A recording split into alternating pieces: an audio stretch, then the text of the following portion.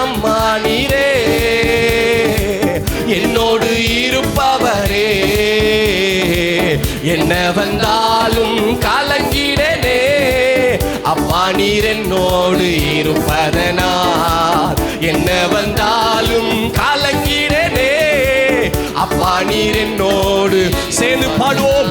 உம்மை ஆராதனை செய்கின்றேன், உம்மை ஆராதனை செய்லே மனகதரபகதரப சர்வ வல்லவரே ரே போகர மனகட பலகதரபலா செய்கின்றேன், உம்மை ஆராதனை செய்கின்றேன், உம்மை ஆராதனை செய்கின்றேன், உம்மை ஆராதனை செய்கின்றேன், உம்மை ஆராதனை செய்கின்றேன். உன்னதரே உன்னதரே உயர்ந்தவரே உம்மையே ஆராதிப்பே, உன்னதரே உயர்ந்தவரே உம்மையே ஆராதிப்பேன்.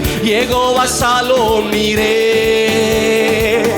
என் சமாதானமே, யெகோவா ஷாலோம் நீரே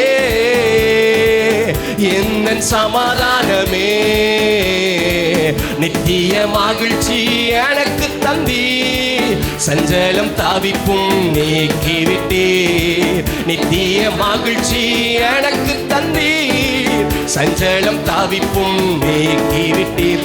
உம்மை ஆராதனை செய்கின்றேன், உம்மை ஆராதனை செய்கின்றேன், உம்மை உம்மை ஆராதனை. மறுபடி சொல். உம்மை ஆராதனை, உம்மை ஆராதனை செய்கின்றேன், உம்மை ஆராதனை. உன்னதரே உயர்ந்தவரே, உன்னதரே உயர்ந்தவரே உம்மையே ஆராதிப்பே, உன்னதரே உயர்ந்தவரே உம்மையே ஆராதிப்பே, உன்னதரே உயர்ந்தவரே உம்மையே ஆராதிப்பே, உன்னதரே உயர்ந்தவரே உம்மையே ஆராதிப்பே, உன்னதரே உயர்ந்தவரே உம்மையே ஆராதிப்பே. துதிக்கு பாத்திரரே எந்த துணையாளரே, துதிக்கு பாத்திரரே எந்த துணையாளரே, ஆபத்து காலத்தில் அடைக்கலமே, ஆதரவே என் அனுகூலமே, ஆபத்து காலத்தில் அடைக்கலமே, ஆதரவே என் அனுகூலமே. உம்மை ஆராதனை செய்கின்றேன், உம்மை ஆராதனை செய்கின்றேன், உம்மையிலே வரகதர பல சந்தர பதர கதர ரீபகதர பல கதர பகதர, உம்மை ஆராதனை போலகர பல சந்தர பலகபா. அப்படியே கர்த்தரை மகிமைப்படுத்தி உம்மை ஆராதனை செய்கிறேன். சர்வ வல்லவரே அப்படி நாமங்களை சொல்லி உயர்த்துவோம். பரிசுத்தம் உள்ளவரே இரட்சகரே உம்மை ஆராதனை செய்கிறோம். சர்வ வல்லவரே கிருபை நிறைந்தவரே மகத்துவம் உள்ளவரே பெரியவரே பரிசுத்தம் உள்ளவரே. அப்படி வாய்களை திறந்து கொஞ்சம் வார்த்தைகளை சொல்லி கர்த்தரை புகழுவோம். கர்த்தர் பெரியவர், சர்வ வல்லவர், மகிமை நிறைந்தவர், மகத்துவம் உள்ளவர், இரட்சகர். Jehovah Shalom, Jehovah Shammah, Jehovah Rapha, Jehovah ரூபாஹ, எல் ஷடாய். சர்வ வல்லமை உள்ளவரே எல் ஷடாய், நீர் சர்வ வல்லமை உள்ளவர்.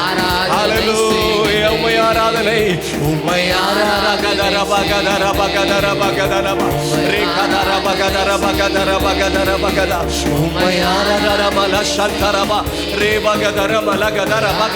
ஏசையா ஏசையா உம்மை ஆராதனை. சர்வ வல்லவரே சிருஷ்டிக்கப்பட்ட ஜனம் கர்த்தரை துதிக்கும்.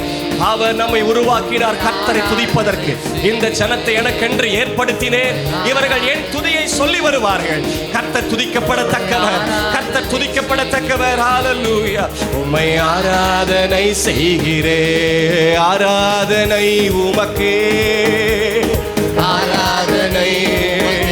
கர்த்தர் பெரியவர், இரட்சகரே, எங்கள் தாழ்வில் நினைத்தவரே, சர்வ வல்லவரே, மகத்துவம் உள்ளவரே, நினைவு கூர்ந்தவரே, தடைகளை நீக்கினவரே, ஜெயமாய் நடத்தினவரே, வார்த்தைகளை தந்து நடத்தினவரே, பலப்படுத்தினவரே, சகாயம் தந்தவரே, ஏற்ற சமயத்தில் உத்தரவு தந்தவரே, பலத்தால் இடை கட்டினவரே, சர்வ வல்லமை உள்ளவராய் வெளிப்பட்டீரே, எங்களுக்காக எழுந்தருளினீரே.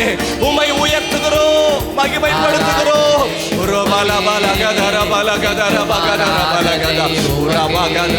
அல்லேலூயா, ஆராதனை உமக்கே,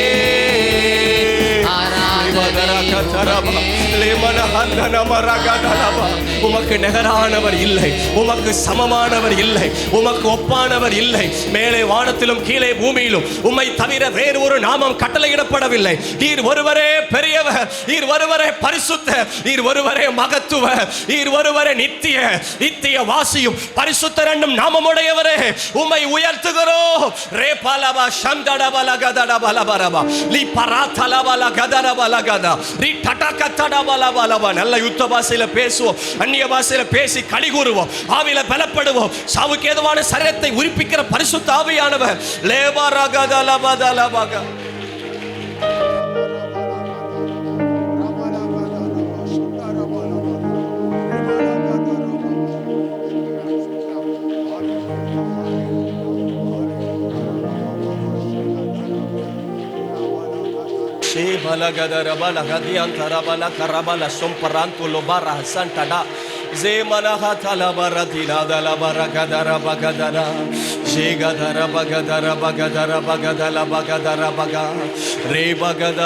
ஒருவரும் சேரா ஒளிதனில் வாசம் செய்பவரே, நீர் பரிசுத்த, நீர் பரிசுத்த, நீர் பரிசுத்த.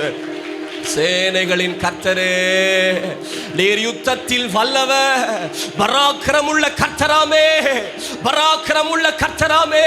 வாசல்களே உங்கள் தலைகளை உயர்த்துங்கள், அநாதி கதவுகளை உயருங்கள், மகிமையின் ராஜா உட்பிரவேசிப்பார். யார் இந்த மகிமையின் ராஜா? அவர் வல்லமை உள்ள கர்த்தர், பராக்கிரமுள்ள கர்த்தர், யுத்தத்தில் வல்லவர், யுத்தத்தில் வல்லவர். யார் இந்த மகிமையின் ராஜா? அவர் மகிமையின் ராஜா. லேபகதரபக.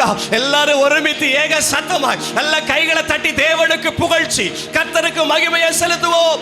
ஓ ஷேபோலோ ரோபலா ஹந்தரதலபரகதலபா லேண்டரா பாகடடடமா ரிட்டமலா சந்தோரோ சபுரோ தலபா லேகராமா ஹந்த நாம ரகதலபா லேமோஹோசோபோரோ நீரே. அப்படியே ஆண்டவருடைய சமூகத்தில் எழுந்து நிற்போம். தேவன் ஒருவரே புகழ்ச்சிக்குரியவர், கனத்திற்குரியவர். வேதம் சொல்லுகிறது, சங்கீதம் 18:3, துதிக்கு பாத்திரராகிய கர்த்தரை நோக்கி கூப்பிடுவேன், அதனால் என் சத்துருக்களுக்கு நீங்களாக்கி ரட்சிக்கப்படுவேன். துதிக்கு பாத்திராக்கிற கர்த்தரை நோக்கி கூப்பிடும் போது கர்த்தர் நம்மை சத்துருக்களுக்கு நீங்களாக்கி ரட்சிக்கிறவர். ஹல்லேலூயா ராபா ஹந்தன். அவர் துதிக்கு பாத்திர என்று வேதம் சொல்லுகிறது. அவர் துதிக்கு பாத்திர. அப்படித்தான் வெளிப்படுத்தல் புத்தகத்தில் பார்க்கிறோம். கர்த்தாவே தேவரீர் மகிமையும் கனத்தையும் வல்லமையும் பெற்றுக் கொள்ளுகிறதுக்கு பாத்திராராய் இருக்கிறீர்.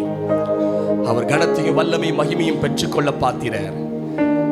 வெளிப்படுத்தல் 5:12 சொல்லுகிறது, அவர்கள் மகா சத்தமிட்டு அடிக்கப்பட்ட ஆட்டுக்குட்டியானவர் வல்லமையையும் ஐஸ்வர்யத்தையும் ஞானத்தையும் பலத்தையும் கனத்தையும் மகிமையும் ஸ்தோத்திரத்தையும் பெற்றுக்கொள்ள பாத்திரராயிருக்கிறீர் என்று சொன்னார்கள். அவர்தான் பாத்திரர். He deserves of glory and honor and praises. அவர் ஒருவரே பாத்திரர். அந்த பாத்திரரான கர்த்தர், ஸ்தோத்திரத்துக்கு மகிமைக்கு கனத்திற்கு பாத்திரரான கர்த்தரை நாம் எல்லாரும் இணைந்து அவரை உயர்த்துவோம். ஒருவரும் சேரா ஒருவரும் சேரா ஒளிதனில் வாசம் செய்திடும் எங்கள் தேவனே, மனிதருள் யாரும் கண்டிரா மகிமை உடையவர் எங்கள் தேவனே. பாடுவோம். ஒருவரும் சேரா ஒளிதலில் வாசம் செய்திடும் எங்கள் தேவனே, மனிதருள் யாரும் கண்டிரா மகிமை எங்கள் தேவனே, நீரே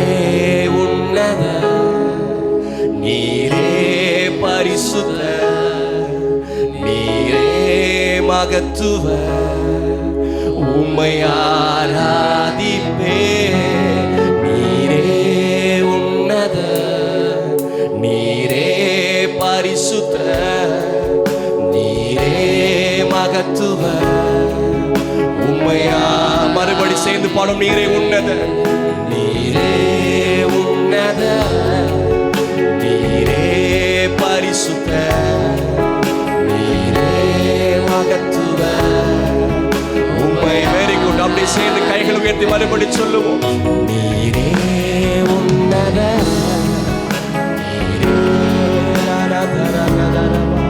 நீரே மகத்துவ உம்மை ஆராதிப்பேன். ஏல்வோலாம் நீரே, உமக்கு ஆரம்பம் இல்லையே.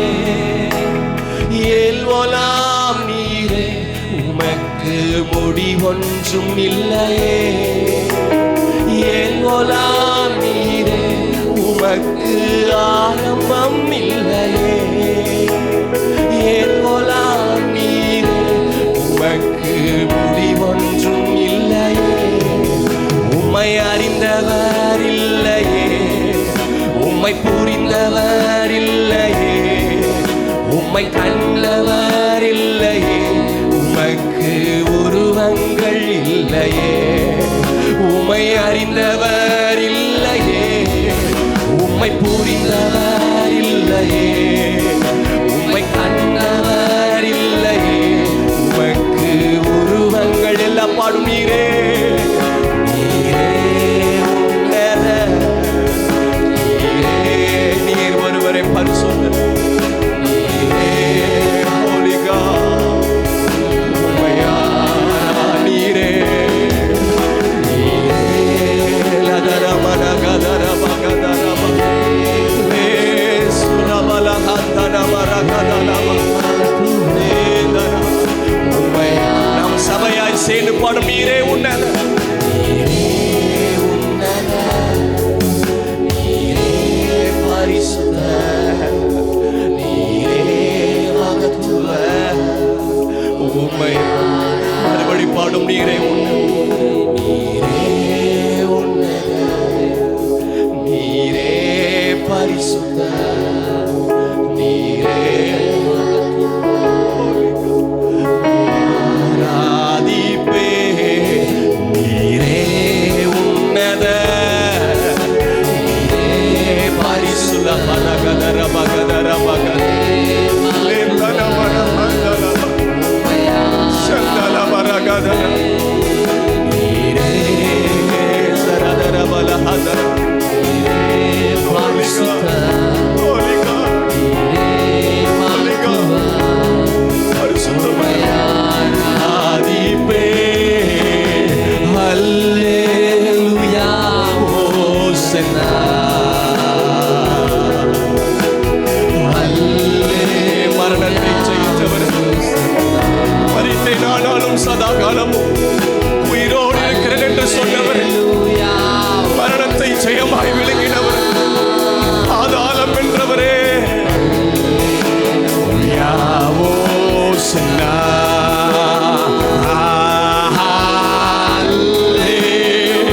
wonderful Holy God, you alone holy, you alone holy. நீர் ஒருவரே பரிசுத்தர், நீர் ஒருவரே பரிசுத்தர். ஹல்லேலூயா,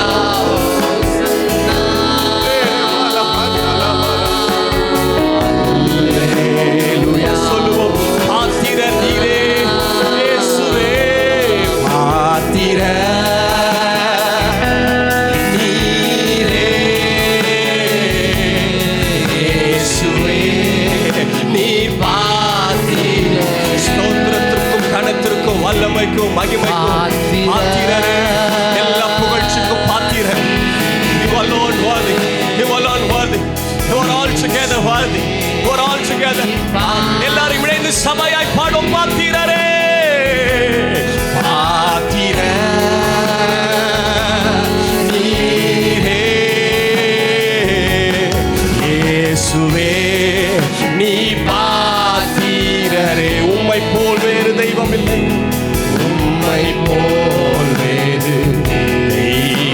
தெய்வமில்லை,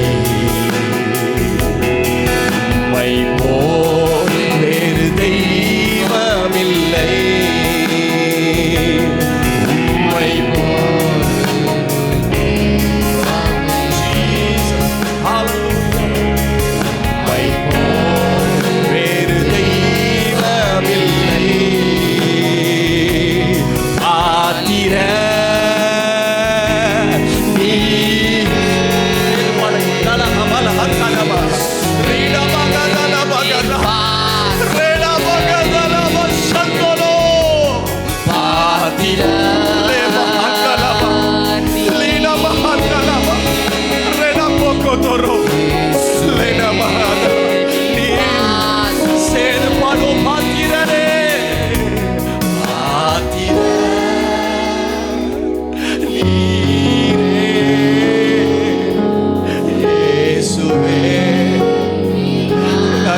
சொல்லு, உம்மை போல வேறு தெய்வம் இல்லை, உம்மை போல் வேறு தெய்வம் இல்லை, உம்மை போல் வேறு தெய்வம் இல்லை, உம்மை போல் வேறு தெய்வம் இல்லை, உம்மை போல் வேறு தெய்வம் இல்லை. பாத்திர நீரே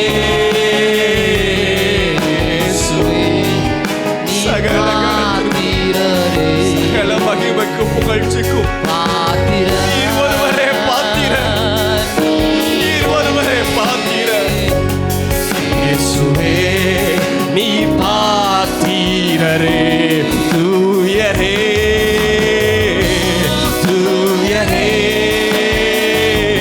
சர்வ வல்லவர் நீரே, தூயரே தூயரே,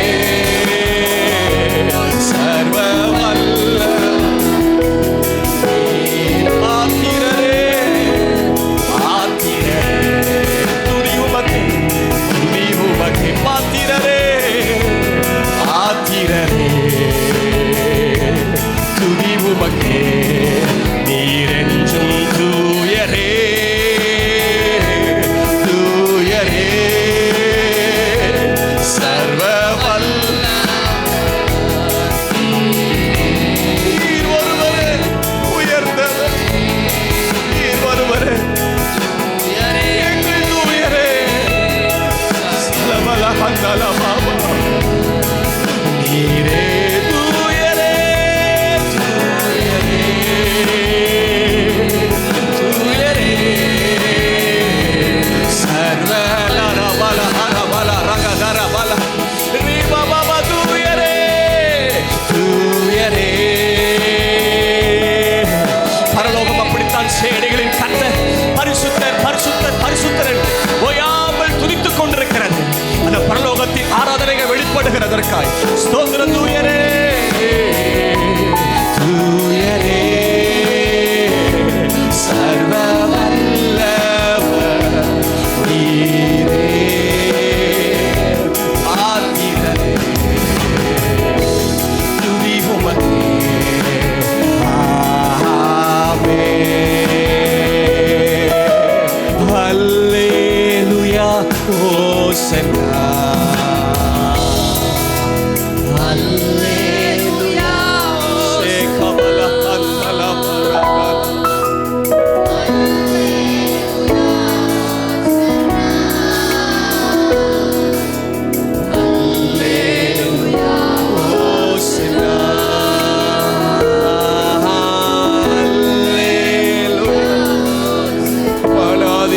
கொள்ள மகிமையின் தேவன்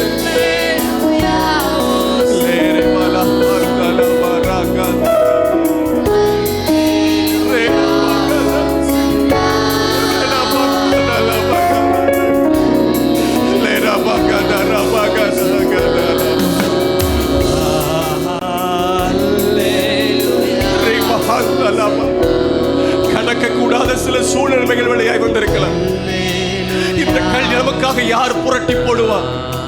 கல்லறை அடைக்கப்பட்டிருக்கிற கல் பெரிதா இருக்குமே, யார் நமக்காய் புரட்டி போடுவா என்ற ஏக்கத்தோடு இருக்கலாம். ஆனால் கல் புரட்டி போடப்பட்டதை கண்டால் கர்த்தர் உங்களுக்கு தடைகளை மாற்றுவதை நீங்கள் காண்பீர்கள்.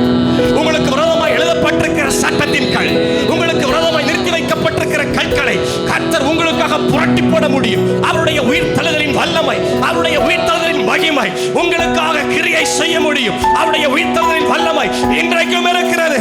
ஓ ரபல ஷபலதியா தலபரகதல ஏ மனகதரபலப லிபஹந்தனமரக. சில சூழ்நிலைகளை புரிந்து கொள்ள முடியாமல் உடைந்த நிலைமையில் இருக்கலாம். இதை பகிர்ந்து கொள்ளக்கூட ஒரு வேதனை நிலைமையில் இருக்கலாம். ஆனால் கர்த்தர் நமக்காய் காரியத்தை வாய்க்க பண்ணுகிறவர். ராஜாவுடைய இருதயம் கர்த்தர் கையில் நீர்க்கால்கள் போல் இருக்கிறது. தமக்கு சித்தமானபடி ராஜாவுடைய இருதயத்தை திருப்ப முடியுமானால் யாருடைய நிலைமையை திருப்பணுமோ கர்த்தரால் முடியும். கர்த்தரால் ஆகாத காரியம் ஒன்றுமில்லை, தேவனால் கூடாத காரியம் ஒன்றுமில்லை. மனுஷனால் கூடாதவைகள் தேவனால் கூடும். சபையே, தேவனால் கூடும், தேவனால் கூடும். உங்களுக்காக யுத்தம் பண்ண, உங்கள் காரியத்தை நடப்பிக்க கர்த்தரால் கூடும்.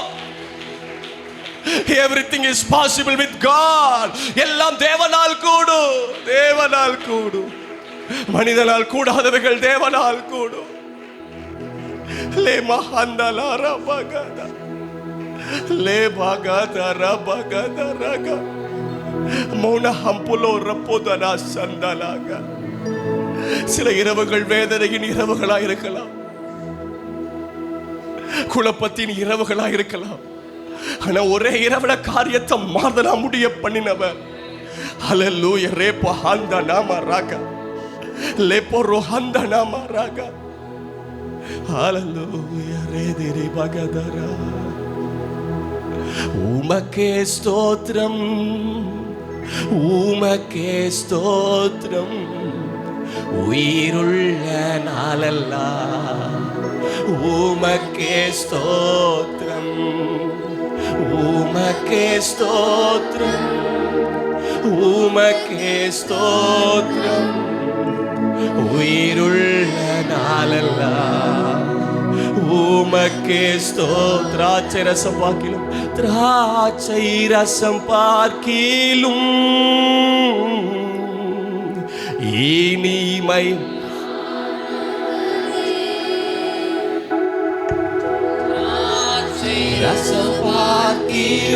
அभी देव समुद्र मुழங்கால் படிடும். இனிமையானவரே, ஊற்றுண்ட பரிமளத்தை, ஊற்றுண்ட பரிமளமே, உலகெல்லாம் மனமே. ஊற்றுண்ட பரிமளமே,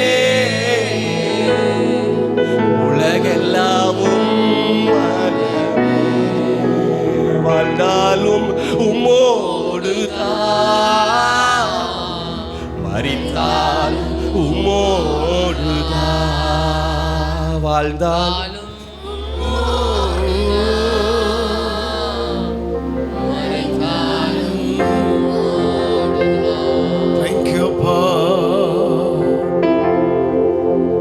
எல்லா துதியும் எல்லா கனமும் எல்லா மகிமை உமக்கே. புகழ்ச்சிக்கு பாத்திரரே, எல்லா துதியும் எல்லா கனமும் எல்லா மகிமை உமக்கே. புகழ்ச்சிக்கு பாத்திரரே,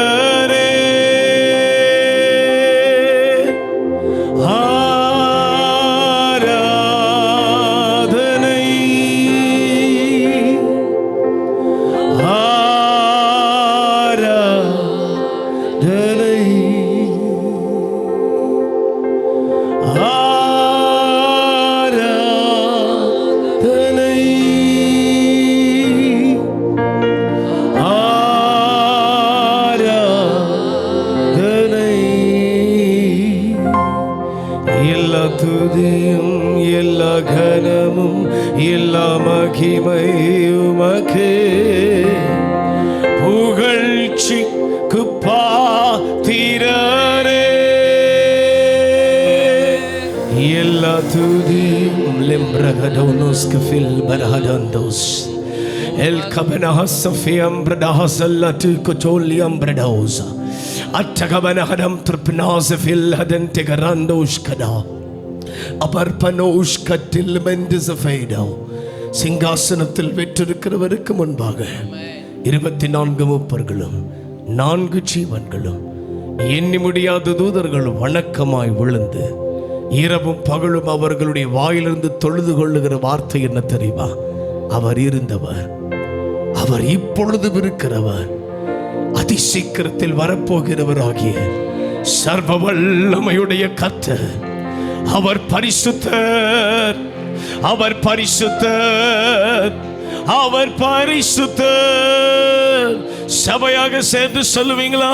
அவர் இருந்தவர், அவர் இருக்கின்றவர், அதிசீக்கிரத்தில் வருகின்றவர். நீர் பரிசுத்தர், நீர் பரிசுத்தர், நீர் பரிசுத்தர். கரங்களை தட்டி கொண்டே சொல்லுவீங்களா? அவர் இருந்தவர் எனக்குள்ளே, எங்கள் சபைக்குள்ளே, எங்கள் வாழ்க்கைக்குள்ளே, எங்கள் குடும்பத்திற்குள்ளே, எங்கள் பிள்ளைகளுக்குள்ளே அவர் இப்பொழுதும் இருக்கிறவர், அவர் இப்பொழுதும் இருக்கிறவர், அவர் இப்பொழுதும் இருக்கிறவர், அவர் இப்பொழுதும் இருக்கிறவர், அவர் இப்பொழுது இப்பொழுது இப்பொழுது right now, right now யாவர் உலாவிக் கொண்டிருக்கிறதை என் தேவ ஜனம் அனுபவிக்க ஆரம்பி, அனுபவிக்க ஆரம்பி, அனுபவிக்க ஆரம்பி. ஒரு விசேஷித்த வல்லமை, ஒரு விசேஷித்த பலன் இந்த இடத்தை, இந்த இடத்தை, இந்த இடத்தை, இந்த இடத்தை. yes yes yes filling with the power of the Holy Ghost. Imbradosh kadamanto rasianda அட்டகடபனகடமனௌ சங்கடகடகனவடதா அட்டோரகடா அட்டோரகடா அர்ப்படாதடகடபனாசியாந்தடே கடாசியா. மோசே கேட்ட கேள்வி என்ன தெரியுமோ? அப்படியே முழங்கால் படிடுங்க, முழங்கால் படிடுங்க. ஆராதனை இன்னும் முடியல, ஒரு 5 நிமிடம். மோசே கேட்ட கேள்வி என்ன தெரியுமோ? 3வது அதிகாரம் 13வது வசனத்துல கேட்கிறாரு. அப்பொழுது மோசே தேவனை நோக்கி, நான் இஸ்ரவேல் புத்திரரிடத்தில் போய் உங்கள் பிதாக்களுடைய தேவன் உங்களிடத்தில் என்னை அனுப்பினார் என்று அவர்களுக்கு சொல்லும்போது அவருடைய நாமம் என்ன என்று அவர்கள் என்னிடத்தில் கேட்டால், ஆண்டவரே நீங்க யாருன்னு இந்த ஜனங்கள் கேட்டா நான் என்ன சொல்லட்டும்? அப்போ நான் அவர்களுக்கு என்ன சொல்லுவேன் என்று மோசே கேட்ட பொழுது அதற்கு தேவனிடத்துல சொல்றாரு, இருக்கிறவராக இருக்கிறேன் என்று மோசேயுடனே சொல்லி, இருக்கிறேன் என்பவர் என்னை உங்களிடத்திற்கு அனுப்பினார் என்று இஸ்ரவேல் புத்திரரோடு சொல்வாயாக. இந்த இருக்கிறவர் என்பதற்கு 3 அர்த்தங்கள் உண்டு. 1, God is self-existent. அவரே உங்களோடு கூட இருக்க விரும்புகிறவர்.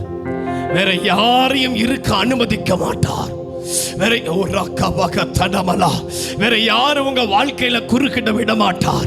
வேற யாரும் உங்களை அடிமைத்தனத்துல கொண்டு போக விட மாட்டார். வேற யாருக்கு கீழே உங்களை அடிமைத்தனத்துல வைக்க மாட்டார். வேற யாரும் உங்களை மேற்கொள்ள விட மாட்டார். அவர் சொல்லுகிறார், நானே இந்த பணக்குடியில் இருக்கிற ஜனத்திற்கு துணையாய், உறுதுணையாய், பாதுகாப்பாய், போஷிக்கிறவராய், பராமரிக்கிறவராய் இருப்பேன். I am the self-existing God. இரண்டாவது என்ன அர்த்தம் தெரியுமா? His presence is eternal. அவருடைய பிரசன்னம் நித்தியமானது. நீங்க அவரை விட்டு விலகினாலும் எப்படியாயினும் உங்களை சேர்த்துக் கொள்ள அவர் உங்களை நோக்கி வந்து, என் சமூகம்தான் உனக்கு நித்திய பேரின்பம் என்பதை சங்கீதம் 16வது அதிகாரம் 11வது வசனத்தை, உம்முடைய சமூகத்தில் ஆனந்தமும் பேரின்பமும், உம்முடைய வலது வாரிசத்தில் நித்திய பேரின்பமும் உண்டு. அவர் நிரூபிக்கிறது என்ன தெரியுமா? மகனே மகளே, என் பிரசன்னம் தான் உனக்கு நித்தியம். வேற யாருடைய பிரசனமும் இடமும் நிரந்தரம் அல்ல. my church, my presence is eternal. மூன்றாவது, he is never changing God. அவர் மாறாத தேவன். இருக்கிறேன் என்கிறவர் சொல்லுகிறதாவது அப்படினாலே அவர் மாறாதவர். கடந்த வருடம் உங்களுக்கு என்ன சொன்னாரோ, நீங்கள் பிறக்கும் பொழுது என்ன சொன்னாரோ, தாயின் கருவில உருவாகும் பொழுது என்ன சொன்னாரோ, அதையே செய்து முடிக்கிற வரைக்கும் உங்களோடு கூட இருக்கிற மாறாத தேவன். விசுவாசிக்கிற உங்க விசுவாசத்திற்கு தக்கதாய் கரங்களை தட்டி, ரெண்டு கரங்களை உயர்த்தி, ரெண்டு கரங்களை உயர்த்தி சொல்லுங்க, ரெண்டு கரங்களை உயர்த்தி சொல்லுங்க. ஒருவரும் சேர கூடாத மொழி வாசம் செய்பவரே, ஒருவரும் சேர கூடாத லிம்ப கோஷியான் செல்லவனாரவா.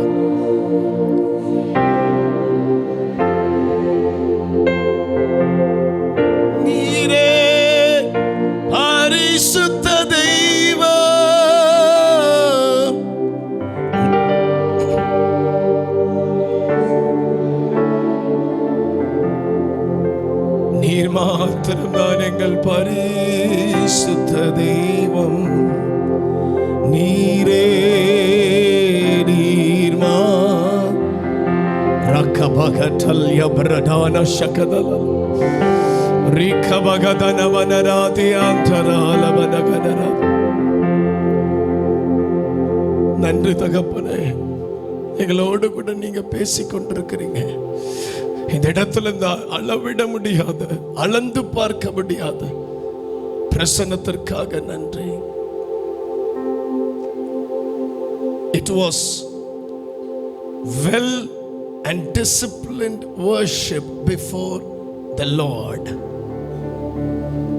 கர்த்தருடைய ஆவியானவர் நான் அங்கே உட்காரும் பொழுதே சொல்ல சொன்ன வார்த்தை, it was well disciplined worship before God. எனக்கு முன்பாக செய்யப்பட்ட ஒழுக்கமும் நேர்த்தியுமான ஆராதனை, இதிலே நான் பிரியமாயிருந்தேன், இதிலே நான் பிரியமாயிருந்தேன்.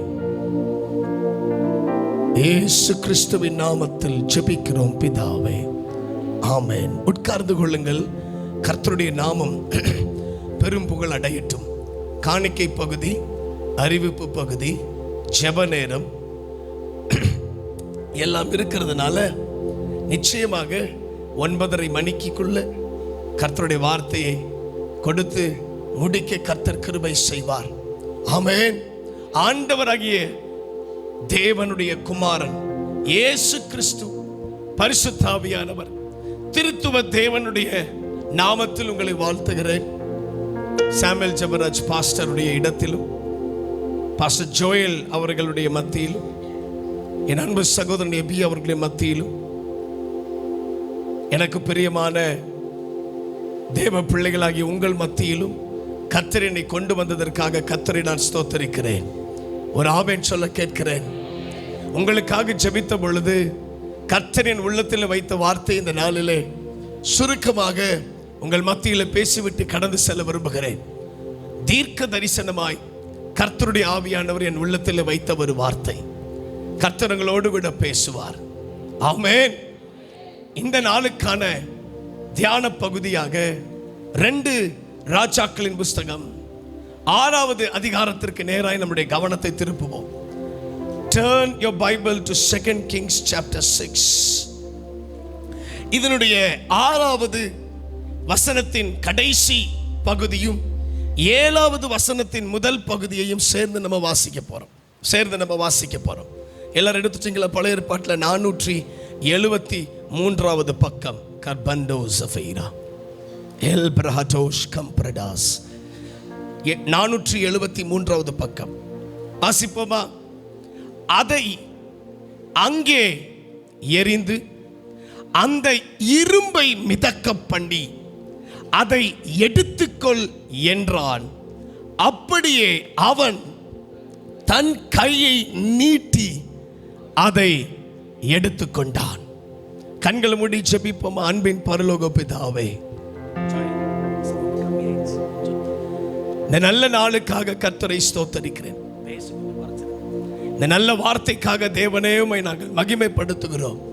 கர்த்தருடைய ஆவியானவர் பேசுவீராக. கர்த்தர் தாமே எங்களை தொடர்ந்து நடத்துவீராக. இயேசுவின் நாமத்தில் ஜெபிக்கிறோம் பிதாவே, ஆமென். நன்றாய் கவனிங்க. கை தவறி விழுந்ததும் தண்ணீருக்குள்ளே மூழ்கினதும் காணாமல் போனதுமான ஒரு இரும்பு கோடரியினுடைய அந்த தலைப்பகுதியை கர்த்தருடைய ஊழியக்காரனும் கர்த்தருடைய தீர்க்கதரிசியுமாய் இருக்கிற எலிசா மிதக்க பண்ணினார். இன்றைக்கு உங்களோடு கூட நான் சொல்லுகிற காரியம் என்னவெனில், எத்தனை பேர் யாராக இருந்தாலும் சரி, அது சபையாக இருந்தாலும் சரி, மூழ்கி போன நிலைமையில இன்றைக்கு வந்திருக்கிறீங்களா? மறைக்கப்பட்ட சூழ்நிலையில் வந்திருக்கிறீங்களா? காணாமல் போன சூழ்நிலை வந்திருக்கிறீங்களா? அல்லது மறைத்து வைக்கப்பட்ட சூழ்நிலை வந்திருக்கிறீங்களா?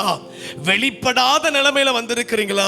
இதுவரைக்கும் நான் வெளியில வரல, இதுவரைக்கும் என் தலையை கர்த்தர் உயர்த்தல, இதுவரைக்கும் நான் யார் என்று இந்த சமுதாயத்துக்கு தெரியல, இதுவரைக்கும் என்னை கர்த்தர் எங்கேயும் அறிமுகப்படுத்தவில்லை என்று ஒரு கேள்வியோடு வரீங்களா? இன்றைக்கு இயேசு கிறிஸ்துவின் நாமத்தில் நான் சொல்லுகிறேன், இந்த 2026 ஆண்டில இந்த நாள் முதல் கொண்டு கர்த்தருடைய ஊழியக்காரனும் அவருடைய வாயாய் இருக்கிற அடியேனும் அவருடைய வார்த்தையை சொல்லுகிற ஊழியக்காரனுமாகிய நான் உங்களை பார்த்து தீர்க்கமாய் சொல்லுகிறேன், நீங்கள் மறைந்திருந்த இடத்தை விட்டு வெளியே அற்புதமாய் மிதக்கிற காலம் வந்தது. கரங்களை தட்டித்தான் ஆண்டவருக்கு நீங்க நன்றி சொல்ல வேண்டும் என்று உங்களை அன்போடு கேட்கிறேன். நல்ல கரங்களை தட்டி நன்றி சொல்லுங்க. மறைந்திருந்த காலம் முடிந்தது. அடையாளப்படுத்தப்படாமல் இருந்த காலம் முடிந்தது. மறைந்திருந்த காலம் முடிந்தது. ஆமென். நான் தவறி விழுந்தது உண்மைதான் சகோதரனே, சகோதரியே, நீங்கள் தவறி விழுந்தது உண்மைதான். நீங்கள் மூழ்கி போனது ஒருவேளை உண்மையா இருக்கலாம். அது பாவத்தில் மூழ்கி இருக்கலாம், சாபத்தில் மூழ்கி இருக்கலாம், தரித்திரத்தில் மூழ்கி இருக்கலாம், வெட்கத்தில் மூழ்கி இருக்கலாம், ஏதோ குடும்ப பிரச்சனையில மூழ்கி இருக்கலாம், அல்லது ஊழியம் செய்ய முடியாமல் மூழ்கி இருக்கலாம். ஏதோ ஒரு தருணமோ ஏதோ ஒரு சூழ்நிலையோ, some scenario has drowned you inside the water. எப்படியோ நீங்க தண்ணிக்குள்ள மறைஞ்சு போயிட்டீங்க. You are not seen, you are not identified. உங்களை மற்றவங்க பார்க்க முடியாத அளவுக்கு, உங்க நிலைமை மற்றவங்களுக்கு தெரியாத அளவுக்கு, உங்க சூழ்நிலை மற்றவர்களுக்கு தெரியாத அளவுக்கு, உங்களை மற்றவர்கள் பார்க்க கூடாத அளவிற்கு நீங்கள் மறைக்கப்பட்டு போனீர்கள். Come on, பக்கத்துல பார்த்து சொல்லுங்க, மூழ்கி போனாயோ.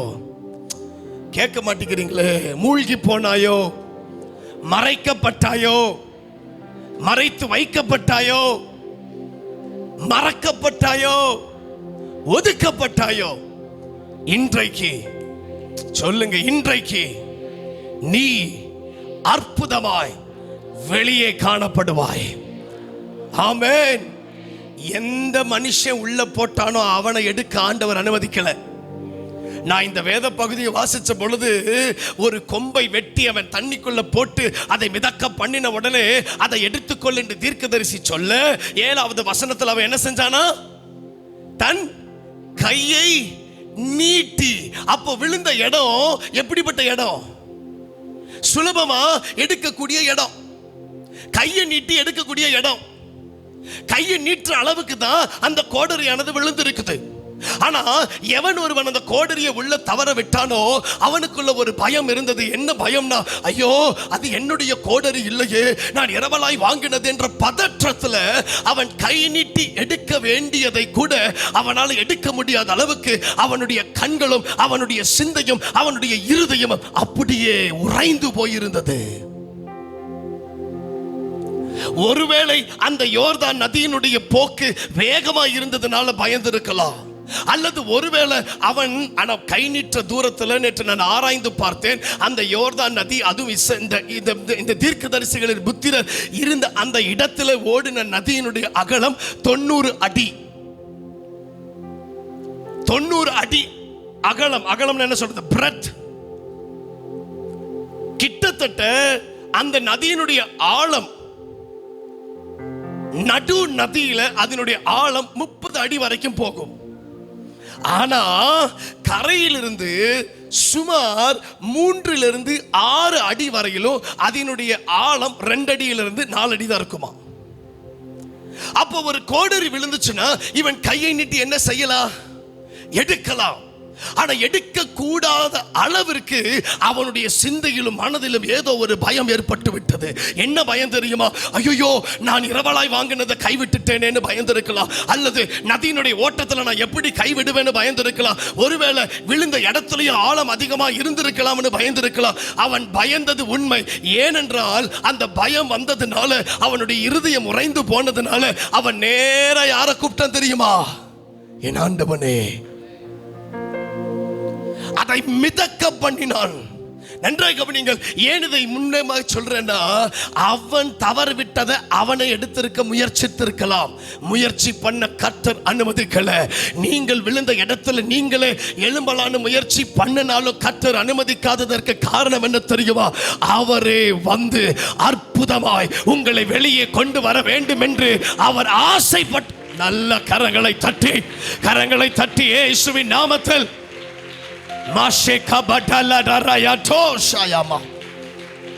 சில பேர் ஒருவேளை இப்படி நினைக்கலாம், நடு ஆத்துல இருந்து மிதந்து வந்து நடு ஆத்துல இருந்து விழுகிறதுக்கு வாய்ப்பு இல்லை. கோடரிக்கு ஒண்ணு ரெக்க கட்டி பறந்து போய் விழல. தெளிவாய் வருகிற பகுதிகளில் அவைகளை நான் விளக்க ஆவியானவர் எனக்கு உதவி செய்வாராக. நீங்கள் அற்புதமாய் தேவனாலே வெளியே கொண்டு வரப்படுவீர்கள். இவ்வளவுதான். ஆமீனா? விசுவாசம் இல்லையா? நல்ல ஆமீன் சொல்லுங்க சபையே. நீங்க சொல்ற ஆமீன் என்ன தெரியுமா? ஆமீன் என்கிறவர் சொல்லுகிறது ஆமீன். அப்படின்னா கர்த்தரையே உயர்த்தி ஆண்டவரே எனக்கு இதை செய்வார்னு சொல்றீங்க. இப்ப சொல்லுங்க ஆமீன். அவருடைய நாமத்தை தொழுது கொள்ளுகிற காலம் அது. ஆமீன் என்று சொல்ல சொல்ல கர்த்தர் வந்து உங்களுக்கான காரியங்களை நிறைவேற்றுவார். நீங்கள் அதிசயமாய் மிதப்பீர்கள். நீங்கள் அதிசயமாய் மிதக்க ஆரம்பிப்பீர்கள். நீங்கள் விழுந்த இடத்தை இனி கர்த்தர் நீ விழுந்தல்ல, நீ வெளியே வர முடியாது நீ சொல்ல போவது இல்லை. இயேசு கிறிஸ்துவின் நாமத்தில் சொல்லுகிறேன். சிலருக்கு கர்த்தர் தீர்க்கமாய் விழுந்து போன வாலிபனே, விழுந்து போன வாலிப சகோதரியே, விழுந்து போன குடும்பமே, துக்கத்தில் விழுந்திருக்கிற, பாவத்தில் விழுந்திருக்கிற, சோர்வில் விழுந்திருக்கிற, ஐயோ என் கற்பத்தில் பிள்ளை இல்லையே என்று விழுந்திருக்கிறாயா? இன்றைக்கு கர்த்தர் ஆச்சரியமாய் அற்புதமாய் மிதக்க பண்ணுவார். அவர் பேசுவதையே திரும்பி பேசுவதில் சோர்ந்து போகவே மாட்டார். வரும் பொழுதெல்லாம் எதை பேசுறாரோ அதை மீண்டும் மீண்டும் பேசுவதற்கு கர்த்தருடைய ஆவியானவர் சோர்ந்து போக மாட்டார். அவருக்கு உண்மையாய் ஊழியம் செய்கிற ஊழியக்காரனும் சோர்ந்து போக மாட்டான். ஐயோ சொல்றதவே சொல்றோமே, இந்த ஜனங்கள் எனக்கு தப்பான மார்க் போட்டுருவாங்களே, நீங்க போட்டா எனக்கு என்ன? My job is to tell what God has told me. எனக்கு கர்த்தருடைய ஆவியானவர் சொன்னதை சொல்லுவது என்னுடைய வேலை. ஒரு ஆமென் சொல்ல கேட்கிறேனே. ஆச்சரியமாய் உங்களை வெளியே கொண்டு வருவார். அற்புதமாய் உங்களை வெளியே கொண்டு வருவார். இனி நீங்கள் மறைந்திருக்கிற காலம் அல்ல. உங்களை நீங்களே அடையாளப்படுத்திக் கொள்ள விரும்பாதீங்க. அப்போஸ்தலர் நடவடிக்கைகள் 28ஆம் அதிகாரத்தில் பவுலும் ஒரு சிறைச்சாலை கைதியா ஒரு கப்பல்ல வரும் பொழுது கப்பல் சேதமாகிறது. எங்க? மெலித்தா தீவுல சேதமானது. அந்த கப்பல் எந்த ஒரு கப்பல் என்று தெரியாது. அந்த கப்பலுக்கு அடையாளம் என்னன்னு தெரியாது. அந்த கப்பலை ஓட்டிட்டு வந்த கேப்டன், அந்த கப்பலுக்கு அதிகாரியா இருந்தது யாருன்னு நம்மளுக்கு தெரியும். ஆனா அவனுடைய வாழ்க்கையை குறித்து நம்மளுக்கு தெரியாது. ஆனா கப்பல் சேதமானது, கப்பல் உடைஞ்சிருச்சு. எல்லா கைதிகளும் மெலித்தா தீவுக்கு வராங்க. மெலித்தா தீவில் பவுலை கர்த்தர் பயன்படுத்துகிறார். புப்ளியு என்ற அந்த தீவின் தலைவனுடைய தகப்பனுக்கு இருந்த பேதியை கர்த்தர் சுகமாக்கினார். அந்த இடத்துல இருந்த ஒரு விரியன் பாம்பை அப்போஸ்தலனாகிய பவுல் ஒரு பூச்சி உதறி போடுகிறது போல உதறி போட செய்தார். அதற்கு பின்பு அந்த தீவுல ஒரு மிகப்பெரிய ஹீலிங் குருசேடே நடக்குது. அதற்கு பின்பு வேதம் சொல்லுகிறது, திருப்பிக் கொள்ளுங்கள், அப்போஸ்தலர் 28ஆவது அதிகாரம். அதற்கு பின்பு என்ன நடக்குது பாருங்க, 11வது வசனத்தை வாசிங்க. 3 மாதம் சென்ற பின்பு அந்த தீவிலே மழைக்காலத்திற்கு தங்கி இருந்த மிதுனம் என்னும் அடையாளமுடைய அலெக்சாந்திரியா பட்டணத்து கப்பலிலே நாங்கள் ஏறி புறப்பட்டோம். நல்லா கவனிங்க, பவுல் வந்த கப்பலுக்கு அடையாளம் இல்லை. இங்க கவனிக்கிறீங்களா? கவனிக்கிறேன். Come on, look at me. Pavul வந்த கப்பலுக்கு என்ன இல்லை? அடையாளம் இல்லை. பவுல் வந்த கப்பல் எந்த நாட்டு கப்பல்னு நம்மளுக்கு, அவன் எந்த நாட்டிலிருந்து வந்தான்னு போட்டிருக்க தவிர இந்த நாட்டு கப்பலில் வந்தான்னு போடப்படவில்லை. பவுல் வந்த பொழுது ஒரு சிறைச்சாலை கைதியா வருகிறான். பவுல் வந்த பொழுது அவனுடைய வார்த்தையை கேட்க மனதில்லாத ஜனங்களோடு வருகிறான். இன்னைக்கு ஒருவேளை நீங்களும் நான் எப்படி இருக்கலாம் தெரியுமா? அடையாளம் இல்லாமல் இருக்கலாம். நீங்க எந்த ஊரை சேர்ந்தவங்கன்னு வெளியில தெரியாமல் இருக்கலாம். உங்க பேச்சை கேட்காதவர்களோடு நீங்கள் வாழ்க்கை வாழலாம். நீங்க ஒரு கருத்து சொன்னா அதை வெறுக்கிற கூட்டத்தின் மத்தியில் நீங்க வாழலாம். நீங்க ஒரு சிறை கைதியை போல நடத்தப்படுகிற குடும்பத்துக்குள்ள இருக்கலாம். என்ன நடந்தது? அவனுடைய கப்பல் சேதமானது. His ship was wrecked.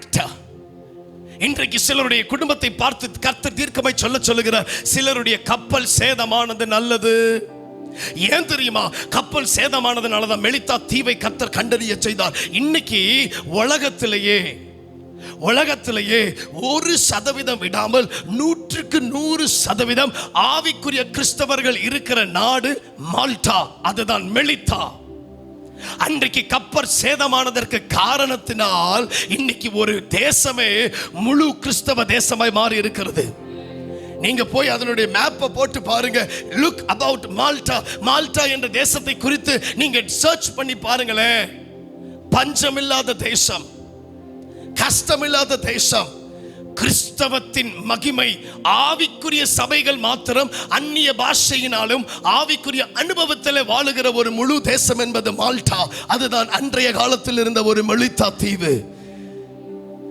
அடையாளம் இல்லாத கப்பல் உடைந்தது நிமித்தம், அடையாளப்படுத்தப்படாத ஒரு பவுல் அந்த கப்பலில் இருந்தது நிமித்தம் அந்த தீவுக்கு வந்தான். ஒரு விரியன் பாம்பை தன் கரங்களில் அவன் அந்த விறகை எடுத்து போடும் பொழுது அனல் உரைத்து ஒரு விரியன் பாம்பு அவன் விரலை கவ்வி கொண்டது.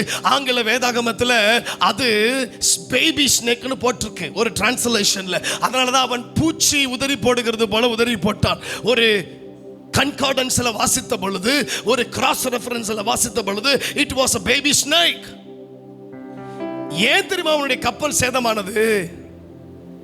அவன் அன்னைக்கு அந்த தீவுல வந்து அந்த ஒரு விரியன் பாம்பு குட்டிய ஒரு பூச்சி உதறி போடுகிறது போல தீயில உதறி போடும்படி கர்த்தர் பயன்படுத்தினார். ஏன்னா ஒருவேளை அந்த பாம்பு வளர்ந்துருச்சுன்னு வச்சுக்கோங்க, எத்தனையோ பேரை கடிச்சு அது கொண்டு இருக்கலாம். பிசாசு வளருவதற்கு முன்பாகவே உங்களை கொண்டு அந்த தீவிலே கர்த்தர் அற்புதம் செய்தார். சர்வ வல்லமையுள்ள தேவன் எப்படிப்பட்டவர் தெரியுமா? உங்களுடைய சத்துரு வளருவதற்கு முன்பாகவே, உங்க பிசாசு வளருவதற்கு முன்பாகவே, உங்க சத்துரு பெருசாவதற்கு முன்பாகவே கர்த்தர் உங்களை அவ்விடத்தில் கொண்டு போய் அதுக்காக தான் உங்களை வெளியே கொண்டு வரார். கப்பல் சேதமான பொழுது எல்லாரும் தண்ணிக்குள்ள விழுந்துட்டாங்க, இந்த கோடரி விழுந்தது போல. அப்போஸ்தலனாகிய பவுலும் தண்ணிக்குள்ள விழுந்துட்டான், இந்த கோடரி விழுந்தது போல. ஆனா கர்த்தர் அற்புதமாய் அவனை வெளியே கொண்டு வந்தார். ஒரு கோடரி விழுந்து போன கோடரி மீண்டும் மிதக்க செய்கிறார். அப்படின்னா எதுக்கு திரும்ப மிதக்க செய்கிறாரு? ஏன் அந்த தீர்க்கதரிசிகளின் புத்திரர் கோடரியை வாங்கினாங்க? முதலாவது வசனத்தை வாசிங்க. இந்த அப்போஸ்தலர் 28 விட்டுறாதீங்க, அதை வச்சிருங்க.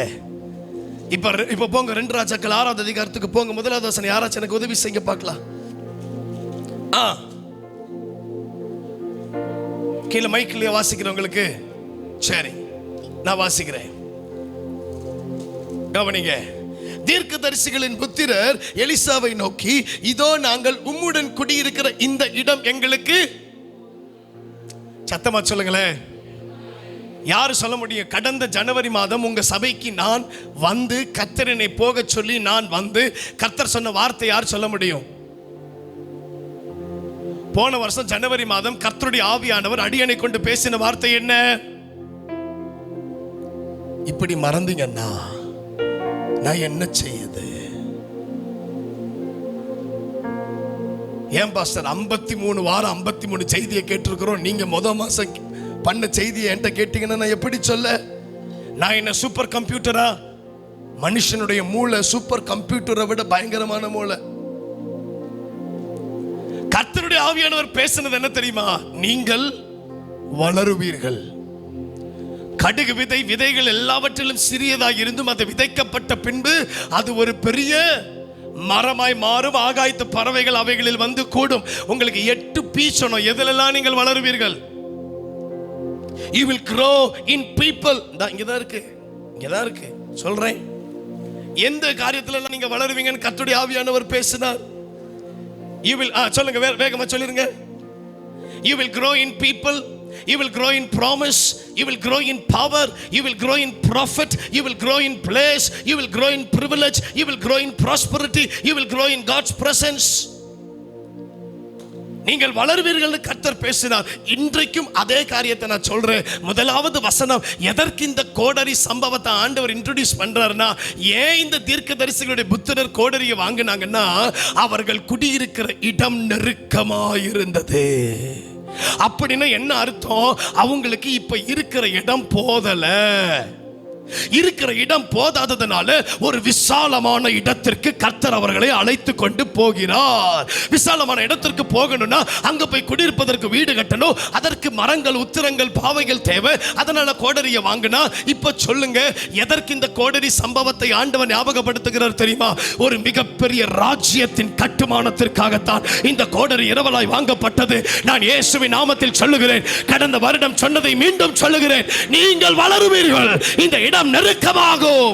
இந்த இடம் நெருக்கமாகும். அப்பொழுது உங்களுக்கு இடம் போதாது. ஒரு புதிய இடத்திற்கு கர்த்தர் உங்களை நிச்சயம் கொண்டு போவார். நான் கேள்விப்பட்ட வரைக்கும் கடந்த ஆண்டை விட இந்த ஆண்டு நீங்கள் வளர்ந்திருக்கிறீர்கள். ஆராதனையில் ஆவியானவர் எனக்கு சொல்றாரு, it is well and disciplined worship. இதை விட என்னங்க பேர் வேணும் உங்களுக்கு? This is how church should worship. அவரை மாத்திரம் உயர்த்துவது தான் ஆராதனை. அவரை தவிர வேறு எதுவும் உள்ள வரக்கூடாது, எதையும் பேசக்கூடாது. Just worship. ஏல் உலகம் நீரே, ஒருவரும் சேரக்கூடாது ஒளிதனில் வாசம் செய்கிறவரே. இதை மாத்திரம் சபை பண்ணி பாருங்க, நீங்க அமைதியா வர்ஷிப் பண்ணுங்க. ஹல்லேலூயா, hallelujah. Come on, lift up the voice. Hallelujah, hallelujah. Come on, strings. சொல்லுங்க, hallelujah, hallelujah, hallelujah, hallelujah, hallelujah, hallelujah.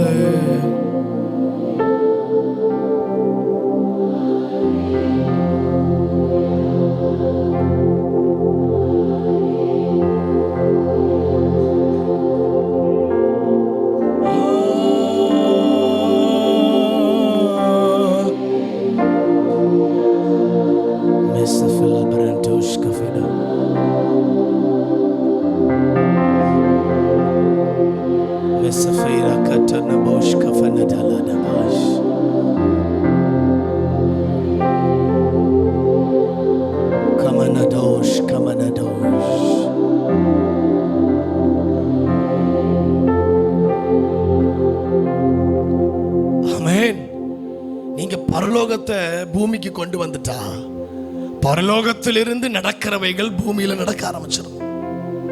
நான் சொல்றது விளங்கலையோ? அற்புதம் எங்க இருந்து நடக்கும்? பரலோகத்தின் தேவனிடத்திலிருந்து அற்புதம். அதிசயம் பரலோகத்தின் தேவனிடத்திலிருந்து அதிசயம். பெருக்கம் பரலோகத்தின் தேவனிடத்திலிருந்து பெருக்கம். உயர்வு பரலோகத்தின் தேவனிடத்திலிருந்து உயர்வு. ஆசீர்வாதம் பரலோகத்தின் தேவனிடத்திலிருந்து ஆசீர்வாதம். நன்மை பரலோகத்தின் தேவனிடத்திலிருந்து நன்மை. விடுதலை பரலோகத்தின் தேவனிடத்திலிருந்து விடுதலை. மீட்பு பரலோகத்தின் தேவனிடத்திலிருந்து மீட்பு. But if you bring heaven down, பரலோகத்தின் தேவனையே கீழே கொண்டு வந்தீங்கன்னா தானா நடக்க ஆரம்பிச்சு. நீங்கள் வளர்ந்திருக்கிறீங்க. ஊழியத்துல கேள்விப்படுறோம். பாஸ்டர் ஜோயல் ஷேக் நேத்து அவங்க அப்பா சொல்றாங்க, பாஸ்டர் சாமுவேல் ஜெபராஜ் சொன்னாங்க, ஜோயலுடைய ஊழியத்துல கர்த்தர் ஒரு பெருக்கத்தை கொடுத்து கொண்டிருக்கிறார். அவரை புகழ்ச்சிக்காக அல்ல. I am not lifting his name, I am lifting the name of Jesus. கர்த்தருடைய நாமம் மகிமைப்படுகிறது. வளர்ந்து கொண்டுதான் இருக்கிறீர்கள். இதிலும் மேலானவைகளை காண்பீர்கள், இதிலும் பெரிதானவைகளை காண்பீர்கள். நாத்தான் வேலே, நீ அத்தி மரத்தில் கீழ் இருந்ததை நான் உன்னை கண்டேன் என்று சொன்னதினாலே விசுவாசித்தா? இல்ல இல்ல இல்ல இல்ல இல்ல. You will see greater things than this. இதிலும் பெரிதானவைகளை நீ காண்பாய். இடம் நெருக்கமாய் இருந்ததுனால அவர்கள் தங்களுக்கு இடம் உண்டாக்கும்படி என்ன செய்தார்களா? எலிசாவின் இடத்துல கேட்கிறார்கள். என்ன கேட்கிறாங்க? நாங்கள் யோர்தான் மட்டும் போய் அவ்விடத்தில் ஒவ்வொரு உத்திரத்தை வெட்டி குடியிருக்க அங்கே எங்களுக்கு ஒரு இடத்தை உண்டாக்குவோம். குடியிருக்க ஒரு இடம். நீங்கள் குடியிருப்பதற்கும், நீங்கள் ஆராதிப்பதற்கும், நீங்கள் தீர்க்க தரிசனம் சொல்லுவதற்கும், நீங்கள் கர்த்தருடைய ஆவியானவரை மகிமைப்படுத்துவதற்கும், அவ்விடத்தில் அற்புத அடையாளங்கள் நடப்பதற்கும் ஒரு மிகப்பெரிய ஹீலிங், ஒரு மண்டம் பிரடோஸ் கதா உங்க ஊழியத்தில் கர்த்தருடைய ஆவியானவர் சொல்லுகிறார், தேவ மனிதர்களை கொண்டு ஒரு மிகப்பெரிய ஹீலிங் அண்ட் டெலிவரன்ஸ் மினிஸ்ட்ரியை, ஒரு அற்புத சுகமளிக்கிற விடுதலை கூட்டங்களை கர்த்தர் இந்த ஊழியத்தின் மூலம் நடத்துவார். அந்த கூட்டத்தின் நிமித்தம் இந்த பட்டணமே அடையாளப்படுத்தப்படும். ஆண்டவரே, இவர்கள் கைகளை செயல்பட வைப்பீராக. ஒரு காரியம், ஒரு வார்த்தை இங்கிருந்து வந்துச்சுன்னா அது இந்த சபைக்கு பொருத்தமானது. சபை முழுவதும் அதை ஆமோதிக்க வேண்டும். ஒருத்தர் அதை நீங்க கசப்போட கேட்டாலும் அது செயல்படாமல் போகும். தெரியுமா உங்களுக்கு? ஒரு செத்த தைலக்காரனுடைய பரிமள தைலத்தை நார பண்ணுமா? கொஞ்சம் புளித்தமா பிசைந்த அனைத்து மாவையும் உப்ப பண்ணும், புளிக்க வச்சிடும். கர்த்தருடைய வார்த்தை மேல இருந்து வரும் பொழுது ஒருத்தர், இவனுக்கு என்ன, இவனை யாரு கூட்டிட்டு வந்தா?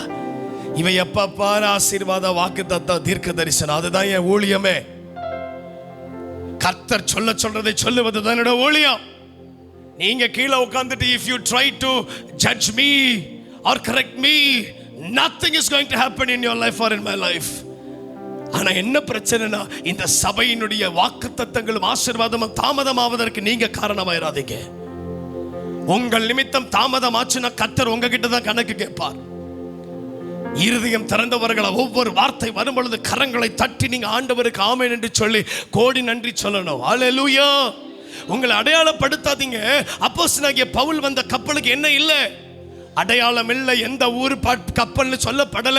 அவன் ஒரு சிறை கைதியா இருந்தா, அவன் பேச்ச கூட கேட்காத நிலைமையில இருந்தாங்க. ஆனா கப்பல் சேதமானது.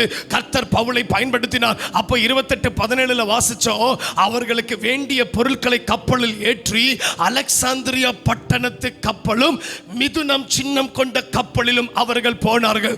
நான் ஒன்றை சொல்லட்டும், அவன் வந்த கப்பல் அடையாளம் இல்லாமல் இருக்கலாம், ஆனால் அவன் தண்ணீருக்குள்ள போய் மீண்டும் கர்த்தர் அவனை மிதக்க பண்ணி மெலித்தா தீவில் கொண்டு வந்து சேர்த்ததுனால அவனுக்கு கர்த்தர் அடையாளப்படுத்தின ஒரு கப்பலை கொடுத்தார்.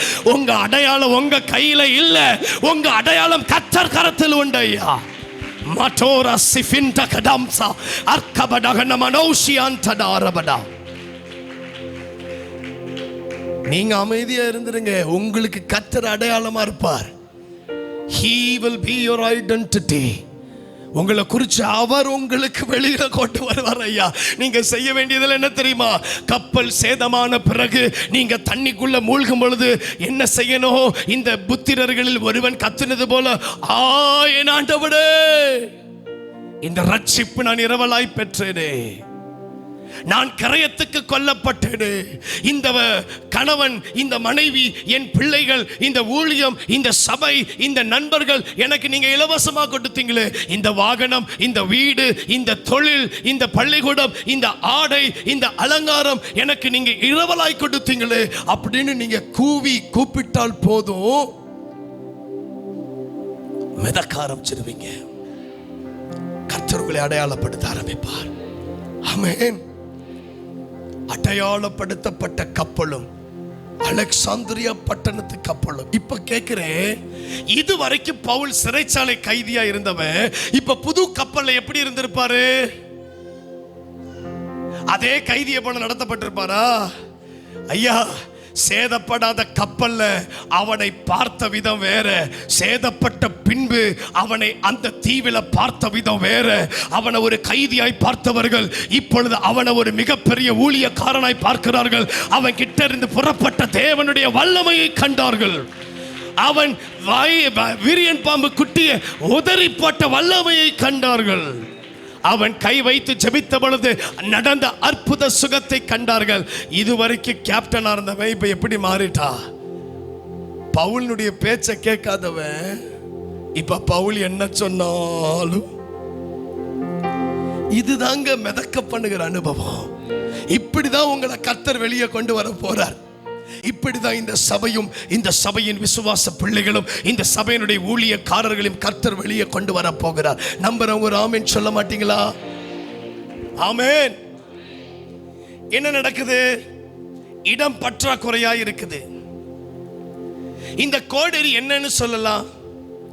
இரவலுக்கு வாங்கப்பட்டது அப்படின்னா அது என்ன? திருப்பியும் கொடுக்கணும். நீங்கள் திருப்பி கொடுக்கப்பட வேண்டிய எது உங்க கையில இருந்தாலும் கர்த்தர் அதை கொடுக்க பண்ணுவார். நான் சொல்றது உங்களுக்கு புரிஞ்சுதா? ஒருவேளை நீங்க எதையாச்சும் இரவல வாங்கியிருக்கிறீங்க, லோன் வாங்கியிருக்கிறீங்க, கடன் வாங்கியிருக்கிறீங்க, காரை வாங்கியிருக்கிறீங்க, வீடை வாங்கியிருக்கிறீங்க, ரட்சிப்பை வாங்கியிருக்கிறீங்க, சந்தோஷத்தை வாங்கியிருக்கிறீங்க, குடும்பத்தை வாங்கியிருக்கிறீங்க. நீங்க ஆண்டவர் உங்களுக்கு கொடுத்த மனைவி யாருடைய மனைவி? உங்களுடைய மனைவி. யார் கொடுத்த மனைவி? கர்த்தர் கொடுத்த மனைவி. யாருக்கு கணக்கு கொடுக்கணும்? கர்த்தருக்கு கணக்கு கொடுக்கணும்.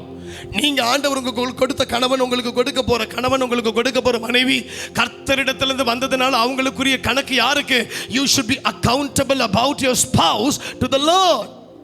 உங்க மனைவியை போடினீங்கன்னா கர்த்தர்ட்ட கணக்கு கொடுக்கணும். கணவனை போடானீங்கன்னா கர்த்தருக்கு கணக்கு கொடுக்கணும். கணவனா என்ன சில கணவன்மார்கள் சிரிக்கிறத பார்த்து ஒரு மாதிரியா இருக்கு. அதனாலதான் கல்யாணம் ஆகாது ஒன்ன பார்த்து சொல்றேன். ஏன்னா அவங்கள பார்த்தா மாட்டிக்குவாங்க. அவங்க கணவனை மனைவி நீங்க கனப்படுத்தலைன்னா, if you do not honor your spouse, மனைவியானவள் கணவனுக்கு கீழ்ப்படிந்திருக்கணும். கணவன் மனைவி அன்பு செலுத்தணும். இது உடைக்கப்படாத நியாயப்பிரமாணம்.